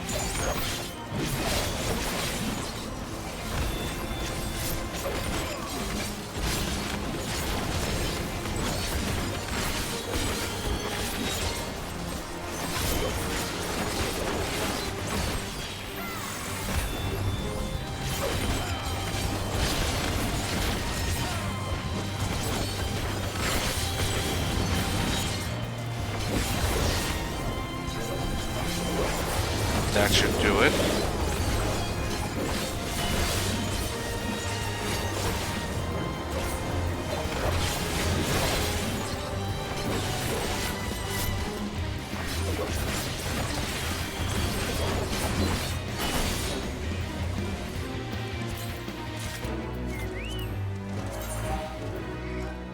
Okay, yes, I need one more.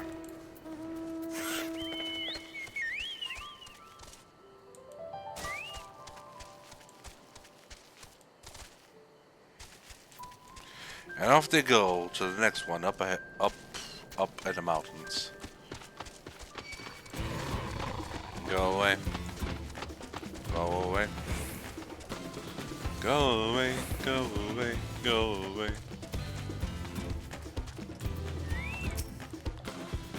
Here we go again, riding alpacas. Well, don't recognize the toolmaker as a potential customer. If you feel mind to change professions, you make an excellent merchant. Well, I suppose. I'm more of a culinarian myself, actually.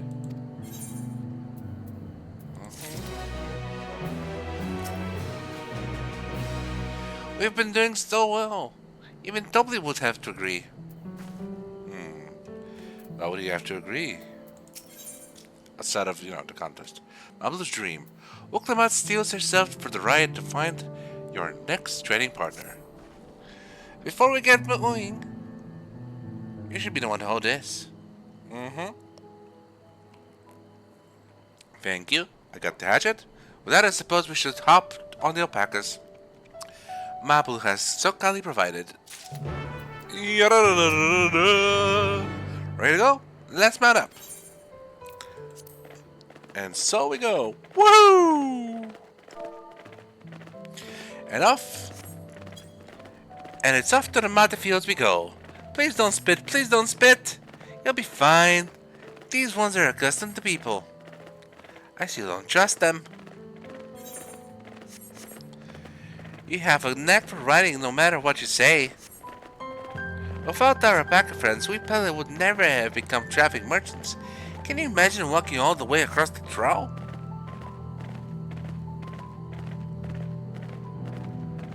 I swear that mountain is too tall to be real.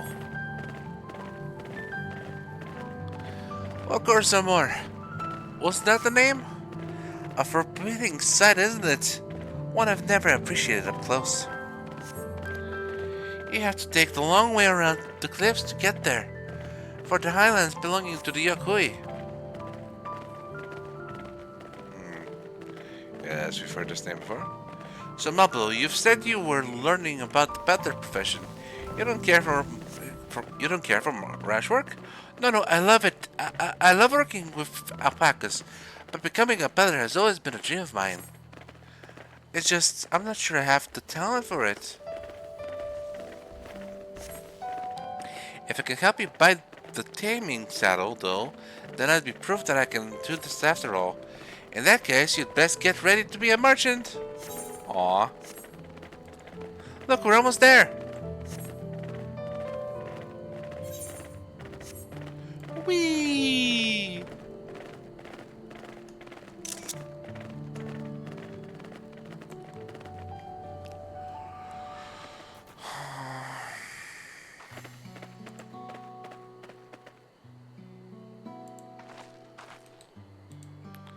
Alright. Well, we made it, and without a single smelling incident. I sent the alpacas back to Kaiju-Z, so we'll walk along the main road when we return to the village. Speaking of road travels, you were adopted by the Dawnservant, weren't you, Fred Promise? That I was. Then perhaps you understand. I was an orphan too, you see. Nobody took me. And you took all of the ranch hands, actually. All of them? Yes, and everyone works hard at their chores, grateful for the opportunity to repay the head ledger's generosity. And here I am, the only one wanting to go and be a merchant. Now then, girl.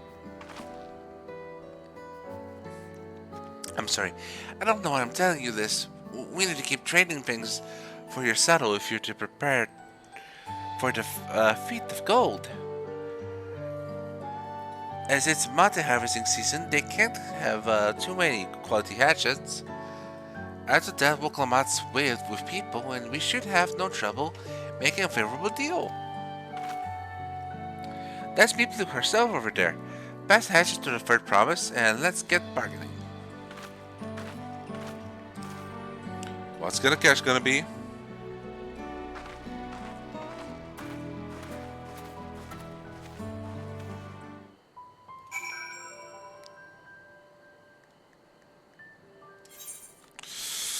Hold on. I need to do this. So I can get this off of my mind.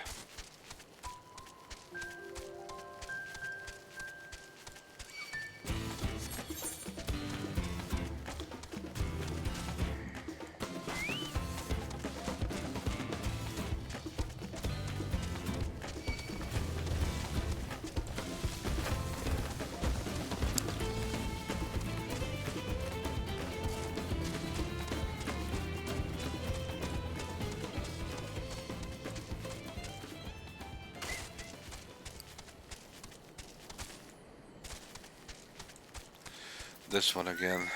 I need to be careful.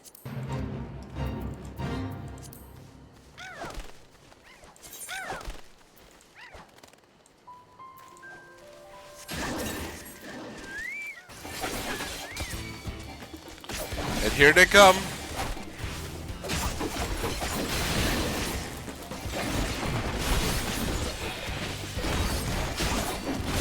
As long as we kill like 2 or 3 of these, we should be good.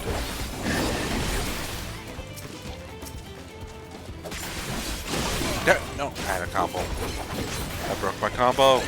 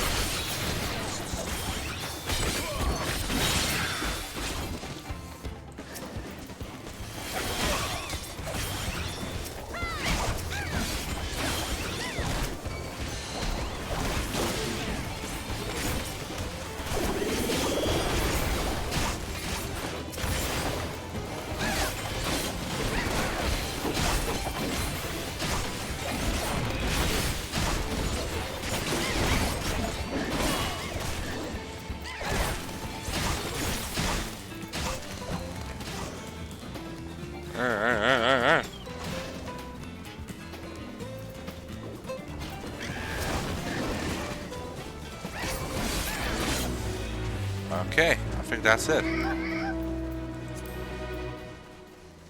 Sure thing.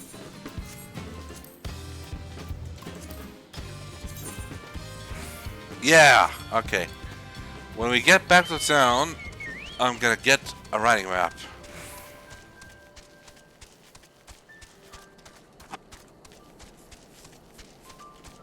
But now back to the quest line. Also, I'm thinking tomorrow I'm gonna take a break from grinding, and I'm gonna just end up doing the side quests here. And I will stream it, potentially. Maybe a lot more chiller. Maybe not speak much, but I will be vibing. And it will likely be a shorter stream, of course, because side quests.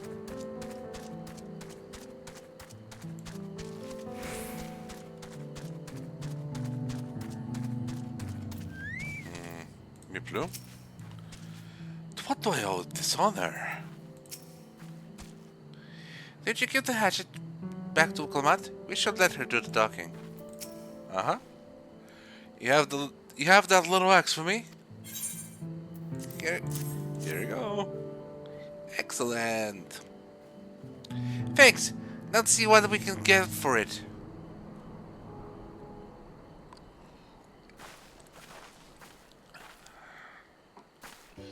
You me a clue. You honor these fields. I have a mind to trade. If you're interested. Well, deferred promise.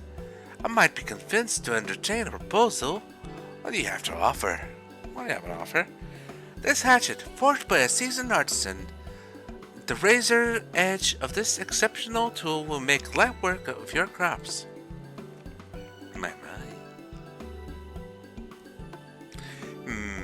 The quantity is acceptable, I suppose. I offer you a large sack of mate leaves in exchange. A sack of mate leaves is valued by 1 pellet at 1,000 columns, the same price as the hatchet. This deal would bring us no closer to the mezcal. If I may, Mr. Smithlow, it's harvesting season, is it not? Does not the demand for hatchets afford them a higher value? It is indeed the season, which is why I procured an ample batch of tools well in advance. Oh. We've missed the window of demand. In that case, we'll have to fall back on connections. Think of it this way, a generous deal here will put you in the third promise's good graces. Surely that's worth your consideration. I do not wish to give offense, but I must tell you that I stand with the second promise. These innovations will improve every aspect of our lives, I believe, including farming. I will no longer have the need for hatchets. I assure you that I have nothing but respect for Wuk Lamat. That is why I'm prepared to purchase a spare hatchet at a fair price. I suppose it is fair given your reasons, but we ourselves would be no better off with this for the transaction. How about this then? If you were to help bring you in your harvest, would you give us a better deal? As a matter of fact, I would. Until Kona's reforms come about, I can always use more hands in the fields. Then you can go ahead and add your labor to the bargain. Labor to the bargain.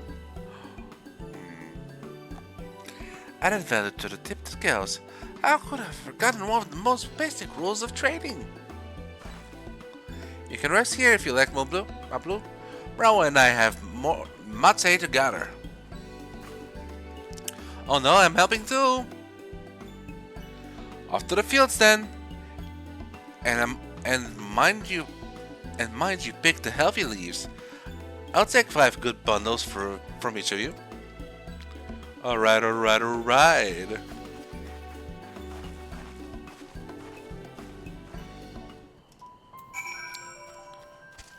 Let's go and learn today. Also, I'm getting tongue-tied.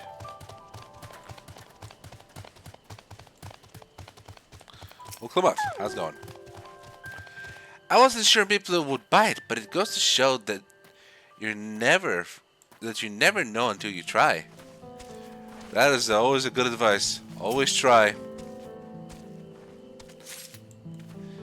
Leave 1. Leave 2.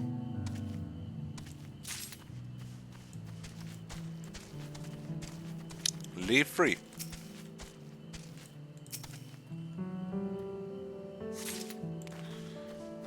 Let's see, where are you?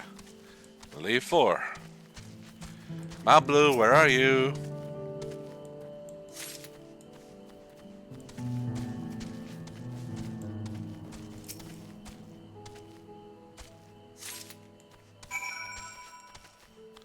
This one is also growing healthily.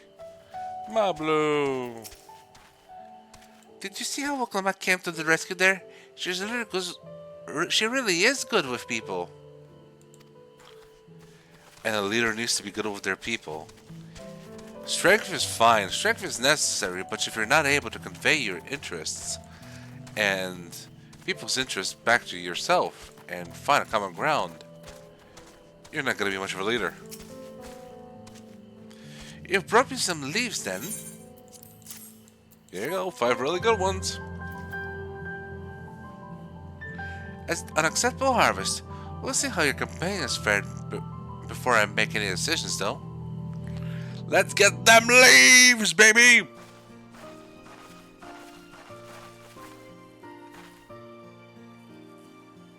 Here, we brought you our share as well.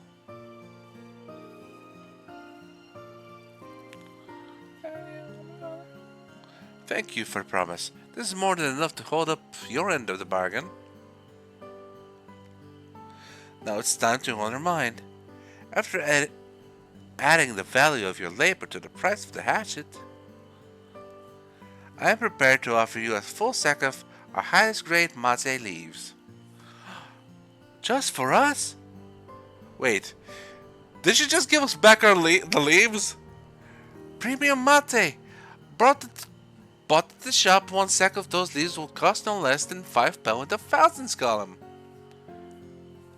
Alright. Then we can bid farewell to this hatchet.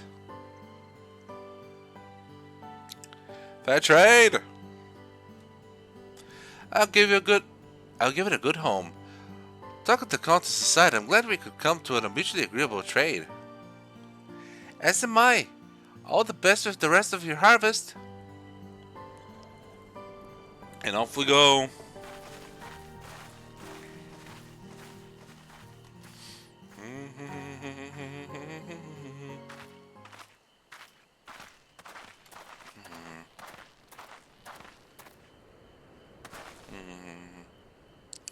Blue, what's wrong? It's as I was saying before. Even after everything Dobby's done for me, I'm planning to abandon it all and become a merchant. But then, I needed your help after getting a basic rule of trade. How can I expect Dobby to accept my decision then? Have you mentioned your plans to leave?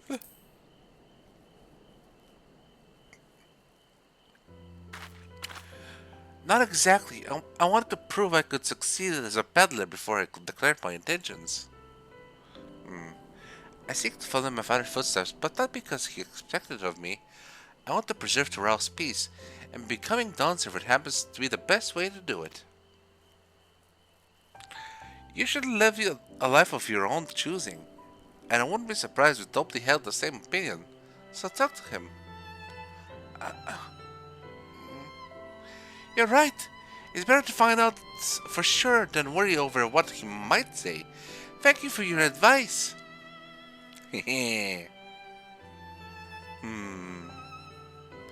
But first, we have a saddle to buy, and I want that success under my belt so I can be sure of my decision. What's next then? We try to trade out our leaves for something halfway to 10,000 bell? No, I think we're close enough now. I say we go straight up for the premium mezcal. Bargain our way into double the value, eh? Think you can do it? Trust me, I will make this trade work. I admire you for promise. That you're holding your own against such strong competition for the throne is inspiring. Am I really holding my own against Kona and Zaraja?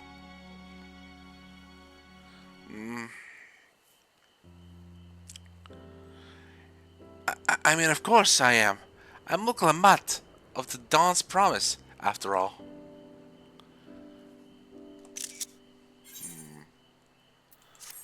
That's my girl. You have self-doubts, and that is important to have to balance out overconfidence.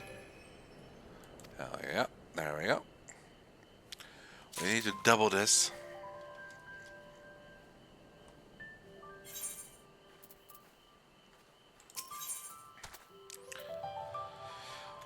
Let's see. I've never been one to take it slow. Once I have a goal in mind, it's full speed ahead. That's who I am. Hell yeah. Be yourself, girl. Wuk Lamat has her eyes on the jug of premium mezcal. Before we go, let me give you the mate leaves. I don't need to risk proving Aaronville's point. Yeah, look at her. She's learning. She's almost overcorrecting herself. Ready then. Our next stop is the mezcal distillery. Let's distill some mezcal.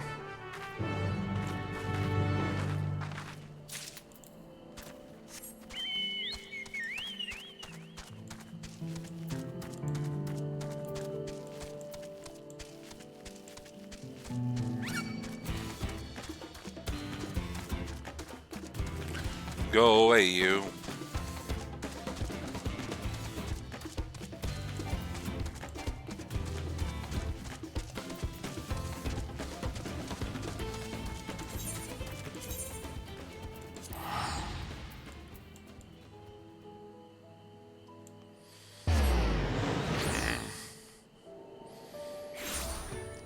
There we are. Oh, the smell of Mexico is overpowering. The fumes alone are making me dizzy. I know the feeling. Ugh. Well, if I want to speak with a man by the name of Gobley, even among his fellow distillers, he is regarded as a master of the craft. He knows the value of his products, so if we are to conceive him to trade for twice what the leaves are worth, we're going to need targeted information. That means asking around and taking in the gossip. Alright, let's learn some lore. If you could talk to people here in the distillery, Mrawa'a, perhaps Wuk Lamat could do the same at the village's entrance. Meanwhile, I'll go ahead to the north side and see what I can learn. Let's go!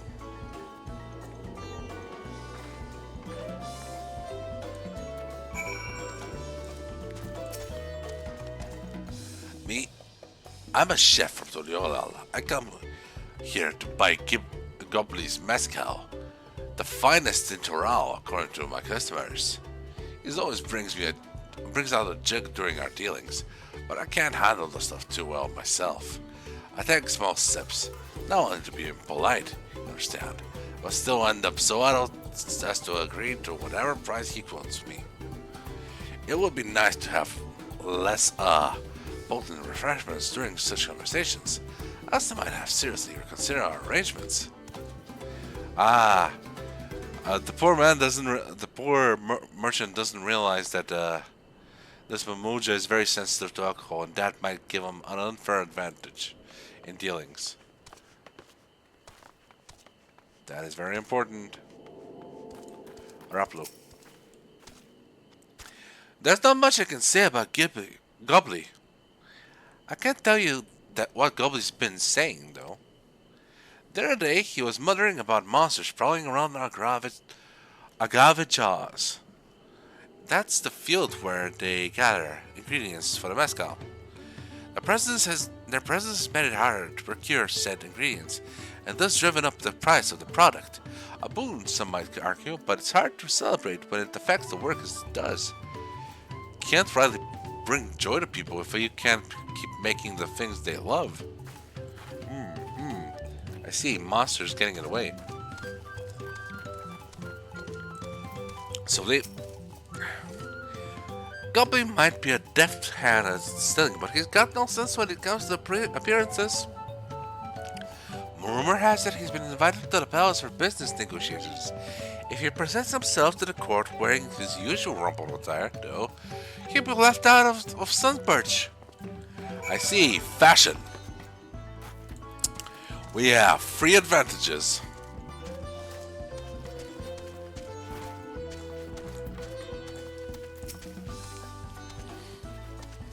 And I think I know the order. So what did you find out? Oh, we can make use of all these tidbits. The deal is as good as sealed. Contract? As for me, I found out where Goblin is working. There's a milestone at the top of the slope behind the distillery. You go ahead and now bring Wuk Lamat. Let's make this business happen.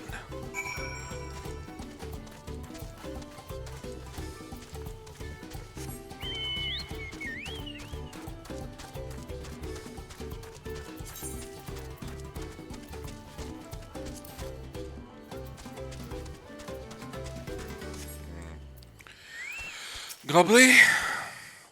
You have business with me, sir? Well, we talk down below is not to distract the alpaca from his work. Alright then.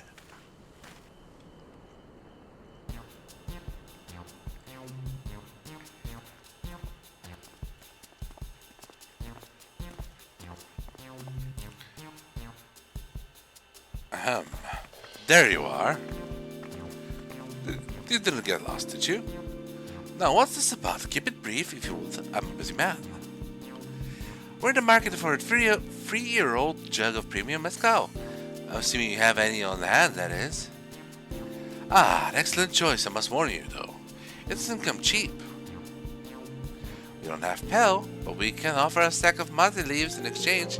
It's top-grade stuff, like the mezcal. Wow, no idea. No deal. Mate leaves are well and good, but don't have any use for them.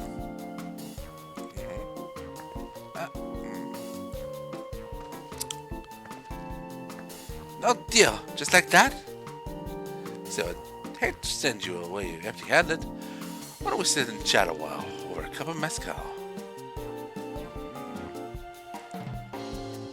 Now the real bargaining begins. Which request do you want to play first?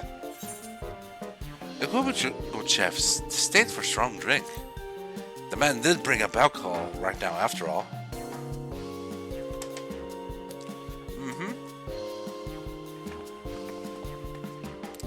I appreciate your hospitality, but I'm afraid I can't hold my drink. I heard of one of your regular customers, a Hubigo chef. It's the same. Seeing as not everyone can enjoy mezcal, I wonder if you might benefit from having other refreshments to offer.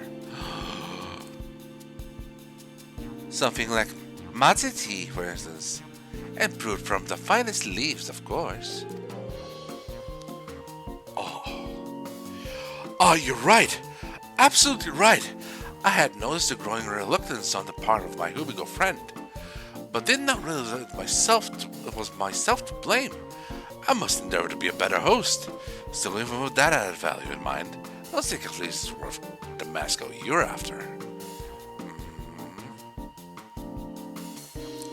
Of course, that means... Should we offer to call the monsters caused into trouble? Not yet. We'll keep the card out of up her sleeve until we need it. Alright, she knows what to do. As I expect you're aware, the rite of succession is currently taking place. That's why the Fur Promise has graced us with her presence. Aha! When the goddess decided, a subsequent ascension ceremony and banquet will be a prestigious affair. If your mezcal were to be served there, it will bring your distillery immeasurable fame. Wait, could it be that your rumored invitation to the palace is to discuss that very possibility? As a matter of fact, yes. I must admit I'm still reeling from the bluntness of it all. It would be a great honor and opportunity if I can secure the deal. Oh, I should think your exceptional mezcal would speak for itself. That said, there's no such thing as being too prepared, and first impressions last. We all want to be wearing your very best when you walk into Follock's Shunza. It would be such a shame to miss the chance of a lifetime simply for want of proper garments. Oh dear. Good. Deadwood, I see you have garments to offer, something a deal for court. We have no garments on hand, I'm afraid, but we can provide you with the next best thing, an introduction to a weaver. His name is Bonok, and his works are highly regarded to the Olal. Haha. As a supporter of Wuk Lamat and keen observer of palace politics, he will doubtless be happy to guide you in the selection of an outfit to fit the golden occasion. This is certainly a tempting proposal, and one of which I should like to take full advantage, but the skills still aren't quite balancing. Now. Say, weren't there monsters running amok in the Kaiju-Z? That's a problem we could easily solve for you. Truly, I would be most grateful for your immediate assistance. I was resigned to hiring soul swords to clear them out. Factoring that saved expense and introduction to a trusted weaver, this is shaping to be a sound bargain. Alright, you have a deal. Yes, I knew you'd come around. Give us a moment and Mrawa'a and I will take care of those prowling nuisances. Yes, I knew you'd come to... In the meantime, I'll use the time to pen an introductory letter to Bonok. The fields you're looking for are just north of Urqopacha. Be safe. Let's go! Violence, baby!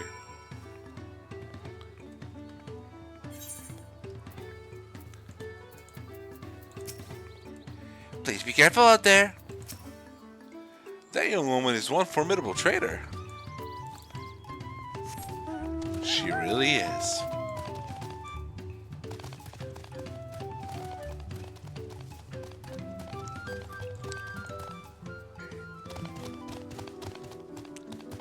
On the road again. Going offshoot on the road again. Let us find some targets so that we may fight. What did you say, Wuk Lamat? That should be a Kaiju-Z, just over there. This will go fast if you split up. Come and find me once you're finished clearing out your share of the pests. Let's do it.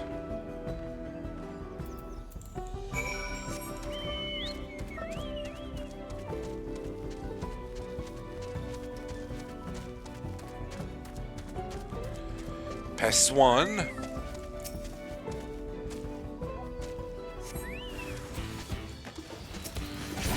Yeah.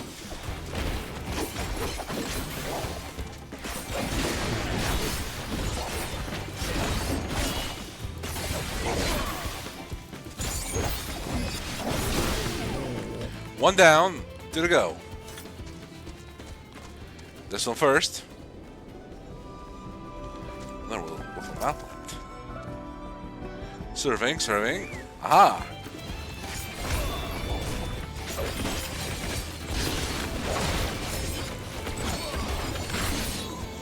Let's do. Wuk Lamat, where are you?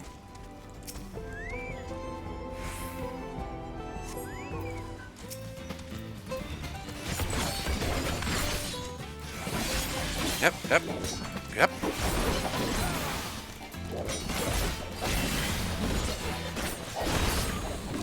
And that makes free. Wuk Lamat. Ah, she's got her weapon out. Ah, I see. She got the dogs. Oh, no, they're the same thing. Never mind. Compared to the creatures I hunted with Papa, this was no challenge at all. Come on, let's head back to the distillery. All that's left is to give Mablu the stack of leaves so she can seal the deal. Oh yeah, Wuk Lamat.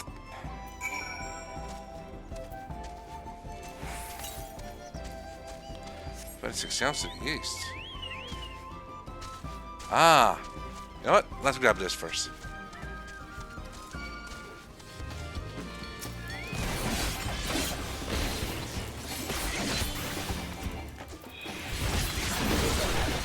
Down, boy. Stay down.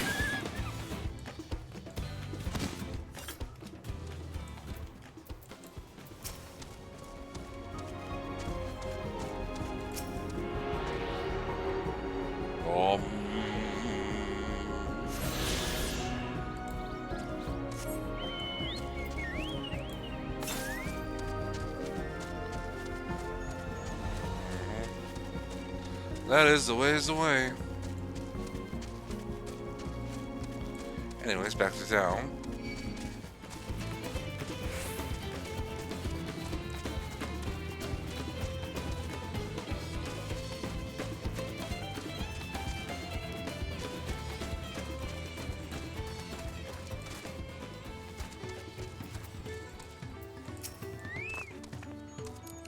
Those monsters were no trouble for you, it seems. Now, if I could just have the sack of leaves. Here you go, Mablu. Knock yourself out. Or don't, please. Thank you for looking after our precious trading goods. Hey, it's what I do.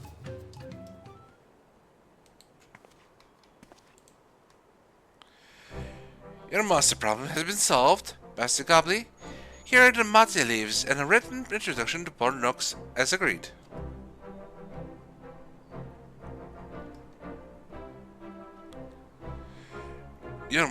Let's see. Trade happens. Fair trade.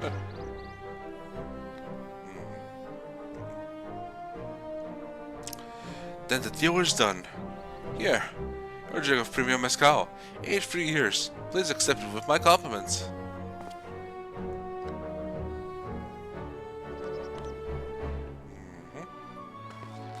Yes, we finally have the mascot. Great work, especially you, Mablu. You were the one who inspired me to come this far for a promise, but let's not celebrate until we have the saddle in hand. Mablu, is it? You drive a hard bargain, young peddler. I look forward to doing business with you in the future.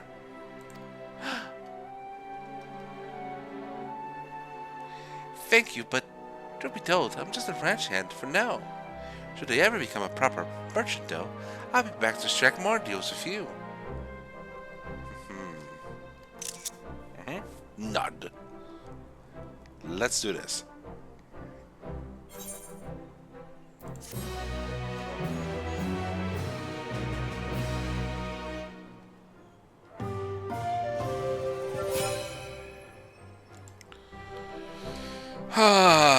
Alright, we did it, everyone.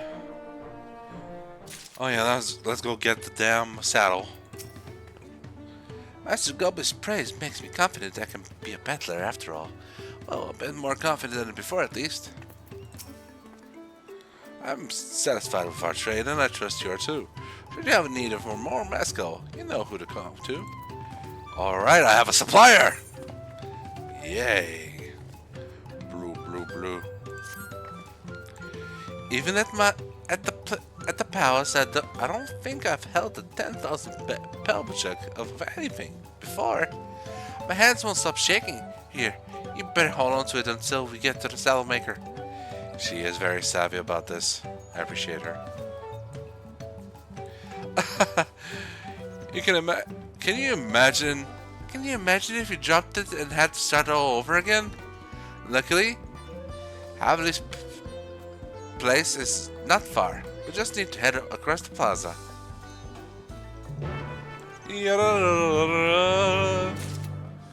And we go.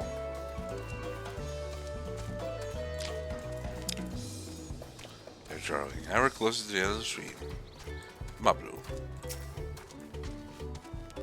The fur promise looks ready to trade the mesco now. Good, because we need to trade it now. This is it. The trade we've been working towards. You know, what a way to learn about people. Phew. Still lumpies. Right, time to make a deal.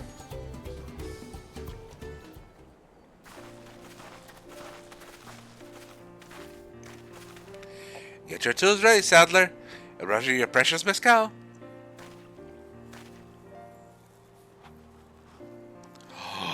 She did it. Wait, you actually got your hands on a jug? But you had nothing. A few messy clumps of wool. All we had was an aspiring trader with a gift for negotiation. Oh.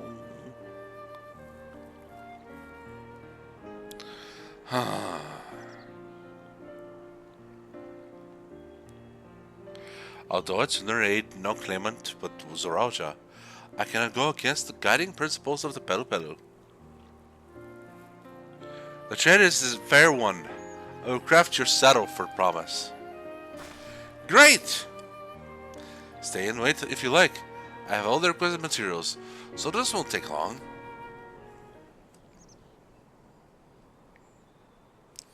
And so we vibe, and vibe, and vibe, and vibe, and vibe, and chat, and talk.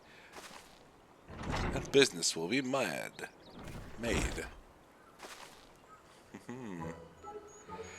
Your commission is ready. Catching a wild alpaca is never a simple fare, but you have an easier time of it with one of my saddles. Now, if you don't mind, I have other work that needs finishing. I can taste the smooth mescal already. That man's gonna be so happy. Yeah! We did it! The saddle is ours! And to think we started out with only 100 pel basket of alpaca wool. Mablu, you're going to be an incredible merchant. Thank you, it makes me so glad to hear you say that, for promise. We got what we came for, so let's return to the ranch. The rest will be waiting. Feat accomplished! Yippee! And off we go, my dears.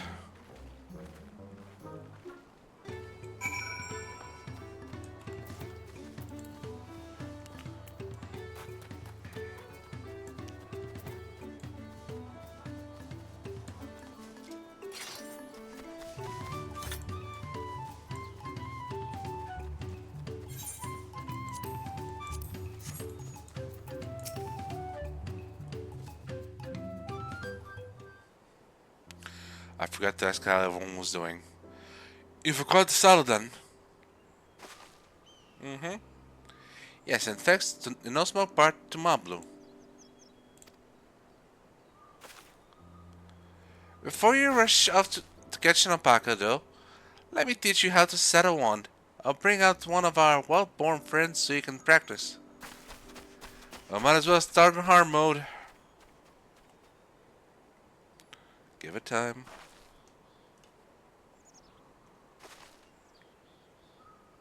I know. This is something I need to learn.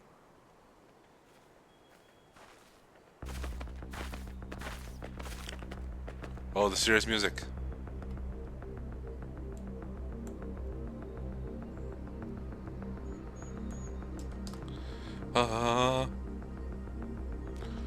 Focus. Be like the leaf, not like the fly.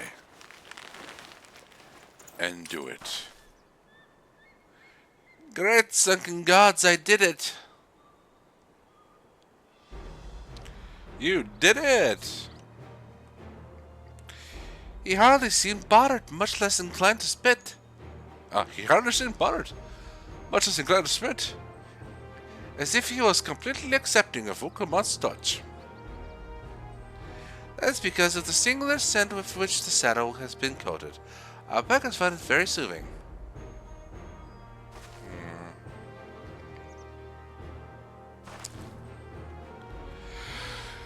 You know, I've never taken a good long look at one of you before, but you're actually kind of cute.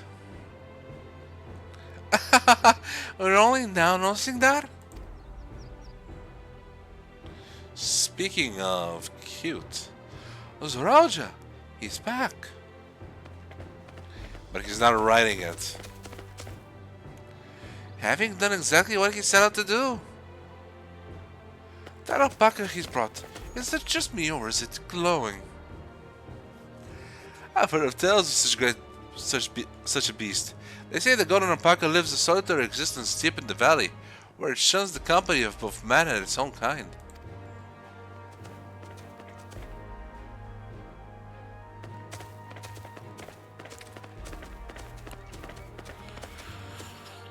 Ooh. How did he manage to snare a prize like that? A beast knows its betters. Faced with overwhelming strength, it will yield rather than risk death. An apt illustration of how greatly the power of the first promise exceeds yours, Wuk Lamat. Fuck you, Jajafar. Strength alone won't win him our father's throne. I'll be the one to find the Golden City, and then Tural can remain at peace. An everlasting desire for peace can only be forged in the fires of war. To unite as one, the people must be taught. They must suffer the horror and hopelessness firsthand. Exhaustion from long conflict, the wages of war's merciless nature, these are what moved the clans to join in the founding of Toliola all those years ago. Consider the younger generation of this village. Since birth have they basked in the broken harmony, and behold, they regard war as nothing, as not as a tragedy, but opportunity. Thus does the resilient son seek to provide education. He offers much needed lessons in the realities of conquest and a renewed appreciation for peacetime.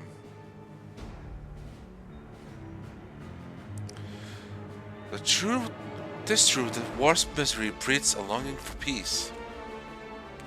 But I have seen with my own eyes what becomes of an empire forged through the violence you propose. The rebellions it spawned and the ruins it left behind. I was there. The godly emperor was a congregation of simpletons. So this guy believes he'll do better. They did it wrong, I would do it right.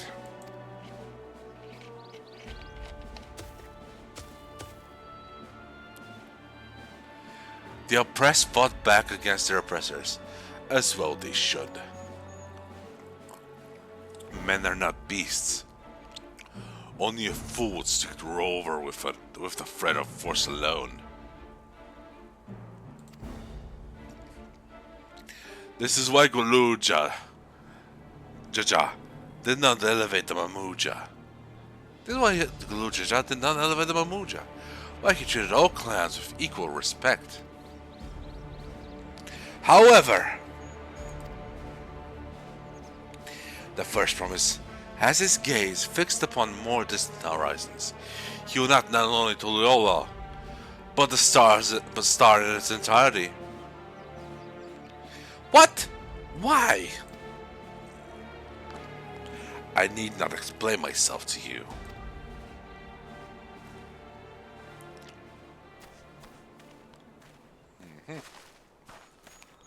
Oh, well done indeed. The first promise is completed. The feet of gold, with a properly golden flourish. May I present to you your much-deserved keystone?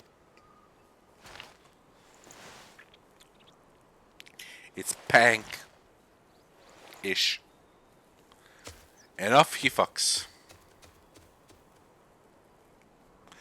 He's always been like that. Never sharing his innermost thoughts with me, or even with Kona. It's like we're not even family. I wish we had a dinner with them to see that firsthand. But this works too.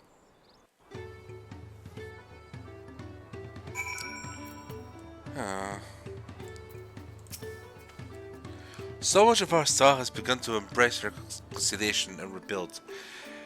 And this would-be warlord would thrust us back into the turmoil?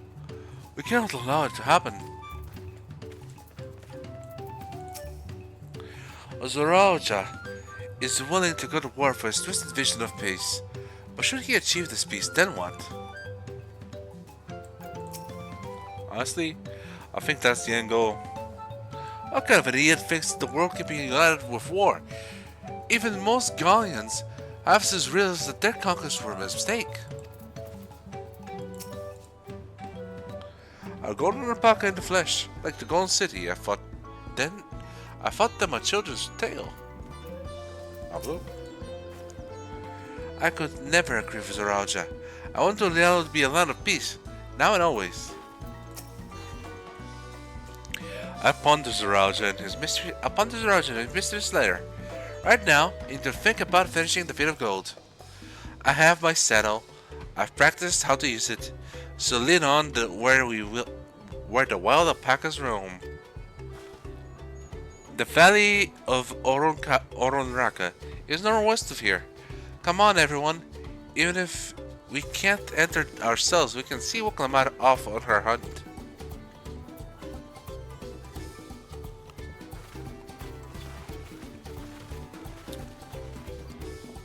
Alright, let's hear off.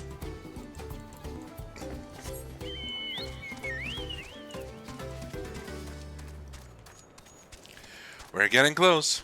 We're getting close.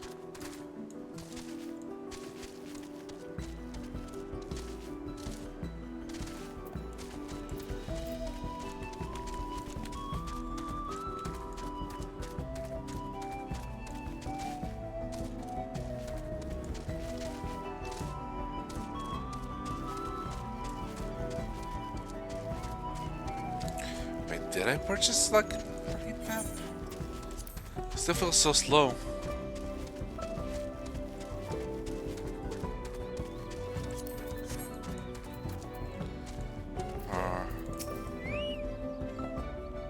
How deep do you think the valley is? I glanced over the edge of the wave here, but the mist was too thick to even speculate. Well, I've never set foot beyond this point. The valley is said to be home to fiends far more ferocious than spitting alpacas.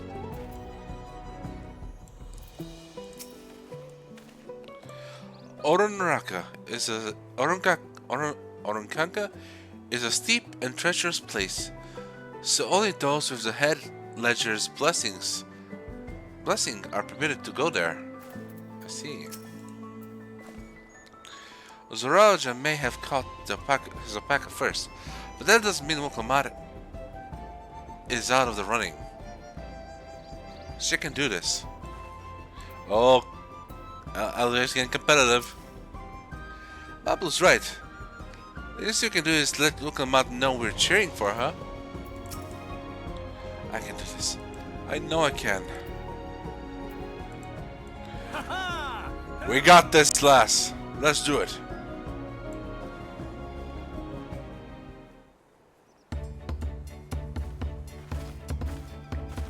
Good luck there, Promise! Thanks. I'll need it. You can do it.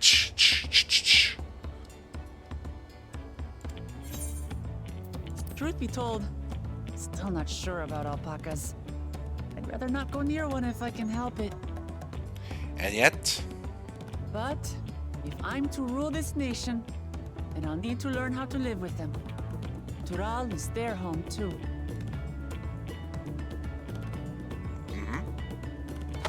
Right. I'm off. good luck. Have fun catching an alpaca, sweetie.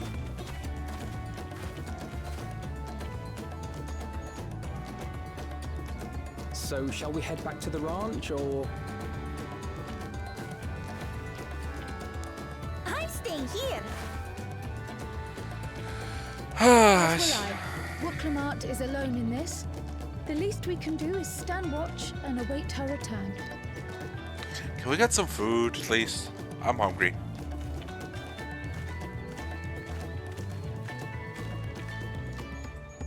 It may be a while yet. Help me pitch the tent. Excuse me? You know, make a tent for us to hide inside. Ah, right.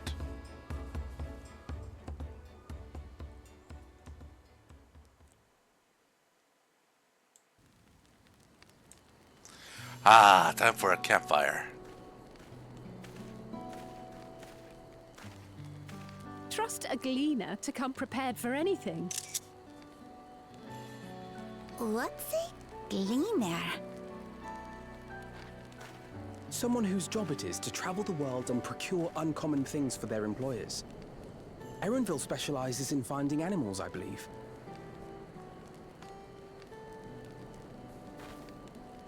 But aren't you a Shitona from Tural? Why did you cross the salt? Let's learn. When I was much younger, the thought of leaving Tural never even occurred to me. But then, some years ago, my mentor tasked me with a difficult hunt. Something I could never find, she said, so long as I clung to the familiar. She suggested that I leave home, leave Tural, and join the Gleaners of Charlian. As one of their number, I could experience the world, immerse myself in myriad cultures and customs, see the many faces of nature. And once I had learned what is truly important, I would find that which I seek.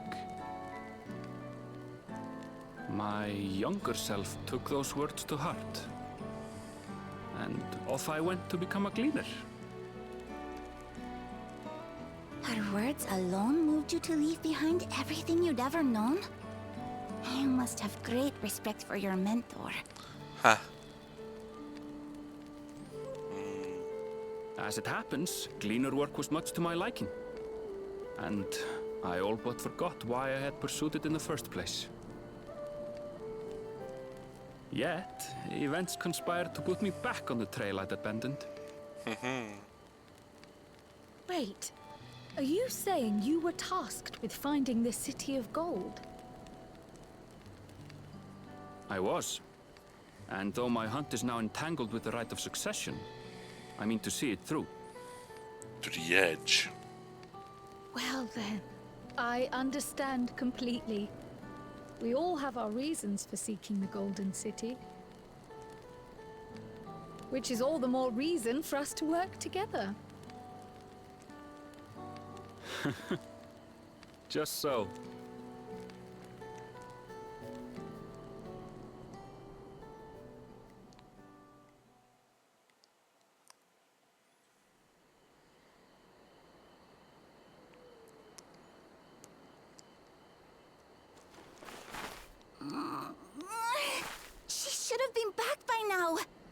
something's happened to her.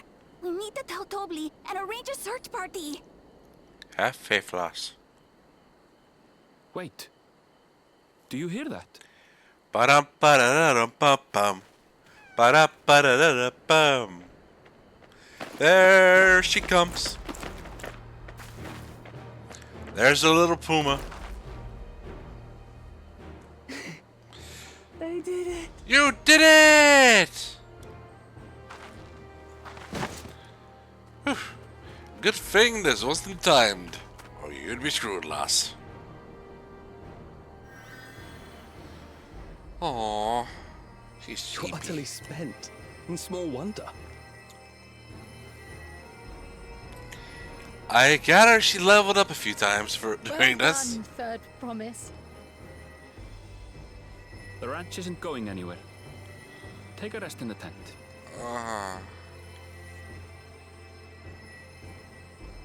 I think I will. Thank you all for believing in me.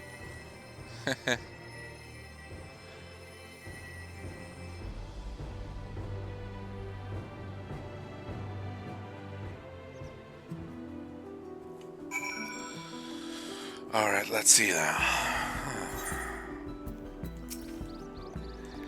We were out here for quite some time, but I'm glad Wuk Lamat was able to catch Urqopacha.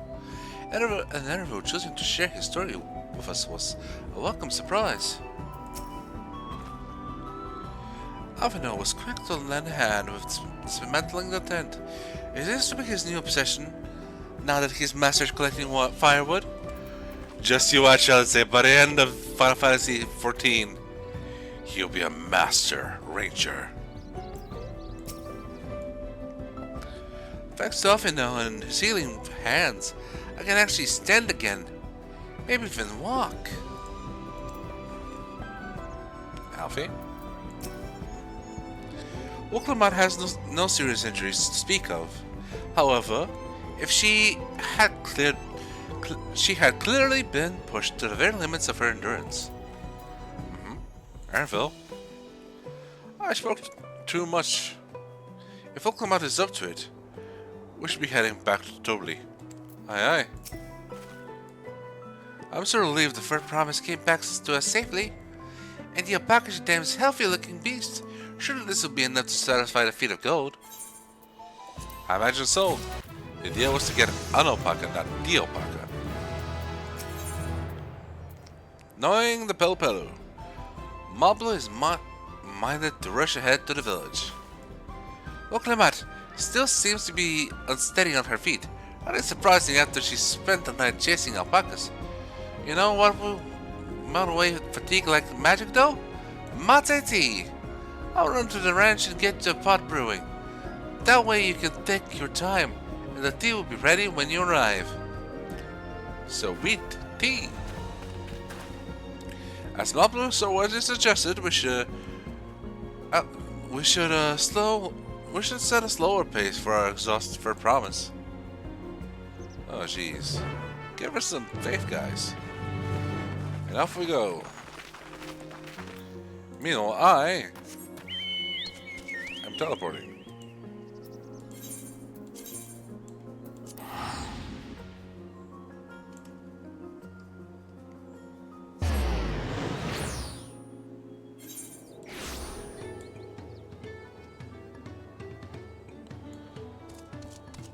Rub, ba-da-da, ba-da-ba, ba-da-ba-ba.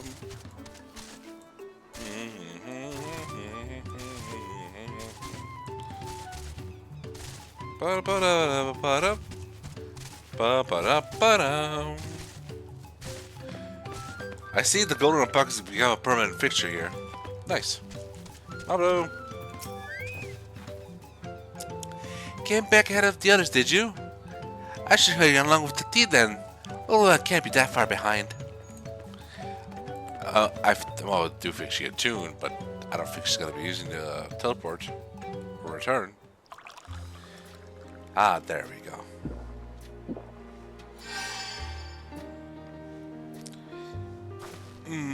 Stretch.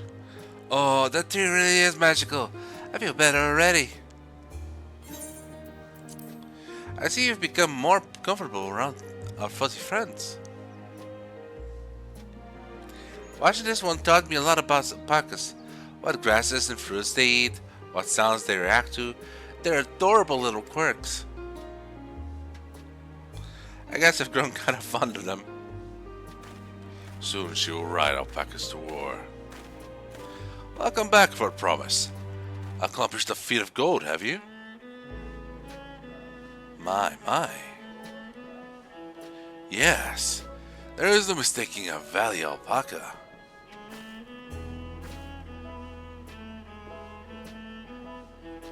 I commend you on your success. Well done. Well, yes, we did it!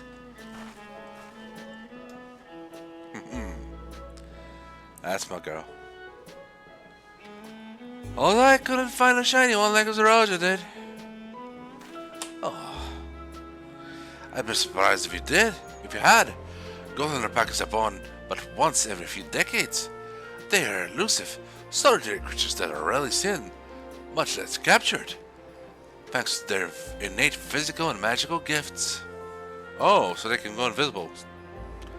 Only a single other person is known to have caught one before, that being Golojaja himself. Papa was chasing alpacas too? He didn't write it, did he? So my grandfather's stories say.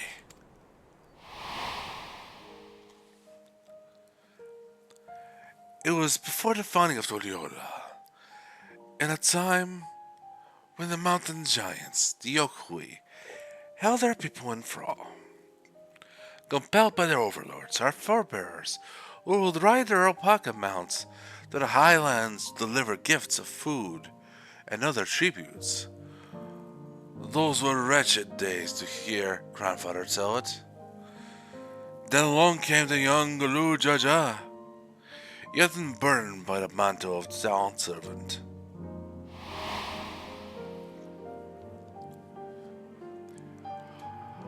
Our people were amazed by this imposing two-headed figure, equal to the Yokhu in stature, and puzzled by his entourage of mismatched companions. Some trembled in fear, believing a new conqueror had come. Yet Golojaja showed no such inclinations. He sat and spoke with us, sipping from cups of mate tea we offered him, and grew somber when he learned of our plight.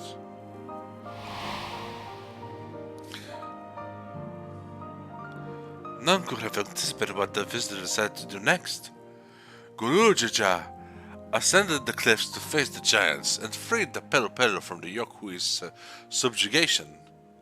He then turned an appraising eye upon our riders and proposed we take to the road to peddle our beverages. The suggestion seemed obvious for one who traveled as he did, intent on fostering amity between the clans.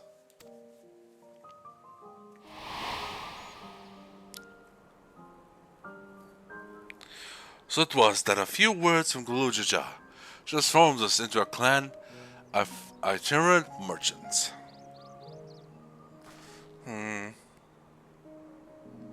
I've never heard about the Papa forge with the Pelu spoken of in that way before. The saga is not so detailed. Then you may know that Golojaja sought a sure-footed guide for his trek up into the highlands. Thus did he capture a golden alpaca. So both my brother and my father caught the rarest of creatures, while only one was the best I could manage. The feat required no more than that for promise, and you brought back a perfectly wonderful beast. Mabu's right. You're a perfectly wonderful beast. If anyone's ordinary, it's me. Now this is more detailedly animated, likely the alpaca will nuzzle her. Not only did you accomplish the feat of gold, you also made many trades and brought joy to many people in true Pelu fashion. I certainly doubt your sibling could have achieved the same results. You should be proud of the accomplishment which earned you your keystone.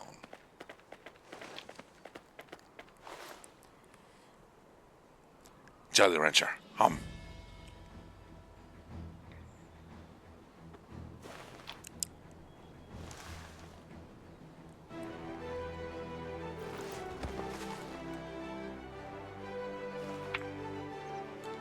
There we go! Feet 2! 5 more to go! You're well on your way, for promise. We'd have been lost without you, Mablu. Thanks to you, I learned so much about the Pelu people and your customs. It might seem obvious, but I've come to realize the importance of properly knowing something. It was because I didn't understand alpacas that I was uncomfortable around them. I'm thankful to you as well, Wuk Lamat. You've given me the courage to say what I wasn't sure I could ever say.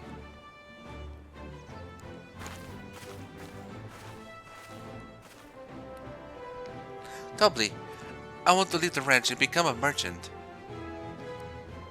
I appreciate everything you've done for me, and I've loved every moment caring for the alpacas. But this is something I need to do. I need to walk my own path and make my own trades.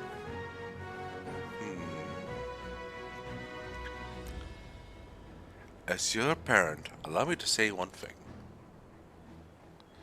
I've always tried to give my wards the lives filled with as much happiness as I could provide, yet never once have I wanted that to be the only happiness you knew. You have my blessings to walk the path you choose, Mablu. It glads me to hear you found a calling you wish to pursue with such a passion. You will make an exceptional peddler.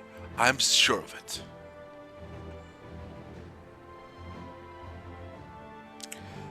Thank you, Tobly.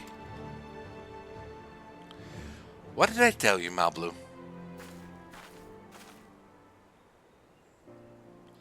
There is one last thing I can help with you with, for promise. You need to find us the Golden City, right? That's the end goal. Then I suggest you talk to the Yakui.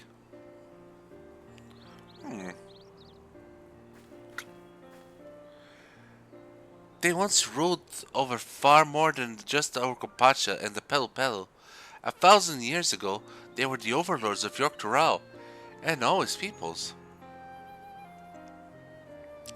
During that era, the Pelu were commanded to search for a city of gold. They scoured every corner of the continent but never found any trace of that fabled place. But if they didn't find anything, what could the Yakui have to tell us? They may not have found it, but the fact that they thought to look for it at all makes me curious. Perhaps there's value delving into how the legend originated.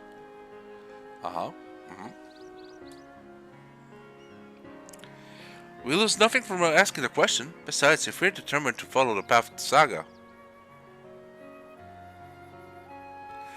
we'll be visiting the giants eventually.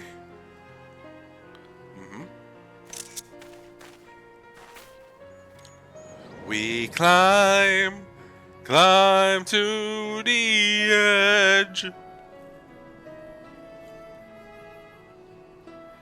Oh, Crow, I have a question I've been meaning to ask. And since we've finished with feet, where did you acquire that earring? My earring? Do you recognize it? Yes, pieces just like it first became fashionable in Tural around 20 years ago. Since then it became common to wear one as a charm for safe travel. 20 years ago, right about the time my grandfather made his journey, yet the Dawnservant implied the earring was connected to the Golden City in some way. Surely there was more to its significance than simple fashion. If you want to know how it first came to be crafted, I could try to find out, seeing as it's a regular seller for many merchants. I'm curious to learn about it myself. I would appreciate that very much, thank you. Jumping feet first into the peddler business, eh, Mablu? Yes! Right then. Let's 2 keystones down. I say we head back to Tural and plan our next move. Off we go then. You lead the way, Fred promise. Farewell for now, and thanks for all your help. I will become Dawnservant. So make sure you set aside your best mezcal for the occasion. Drink, drink, drink, drink!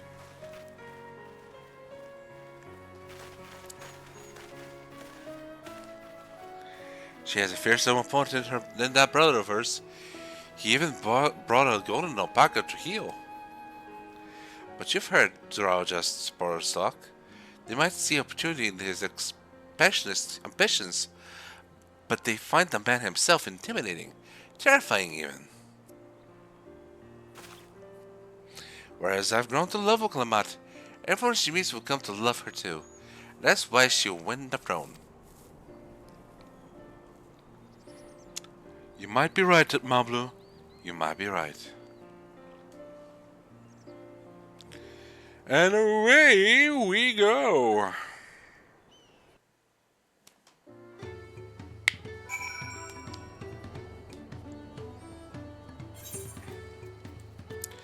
Well, this seems like a good place to end the stream for today. Or tonight, or midday, depending on who you are. Now this time, unlike last time, I think I will be able to do the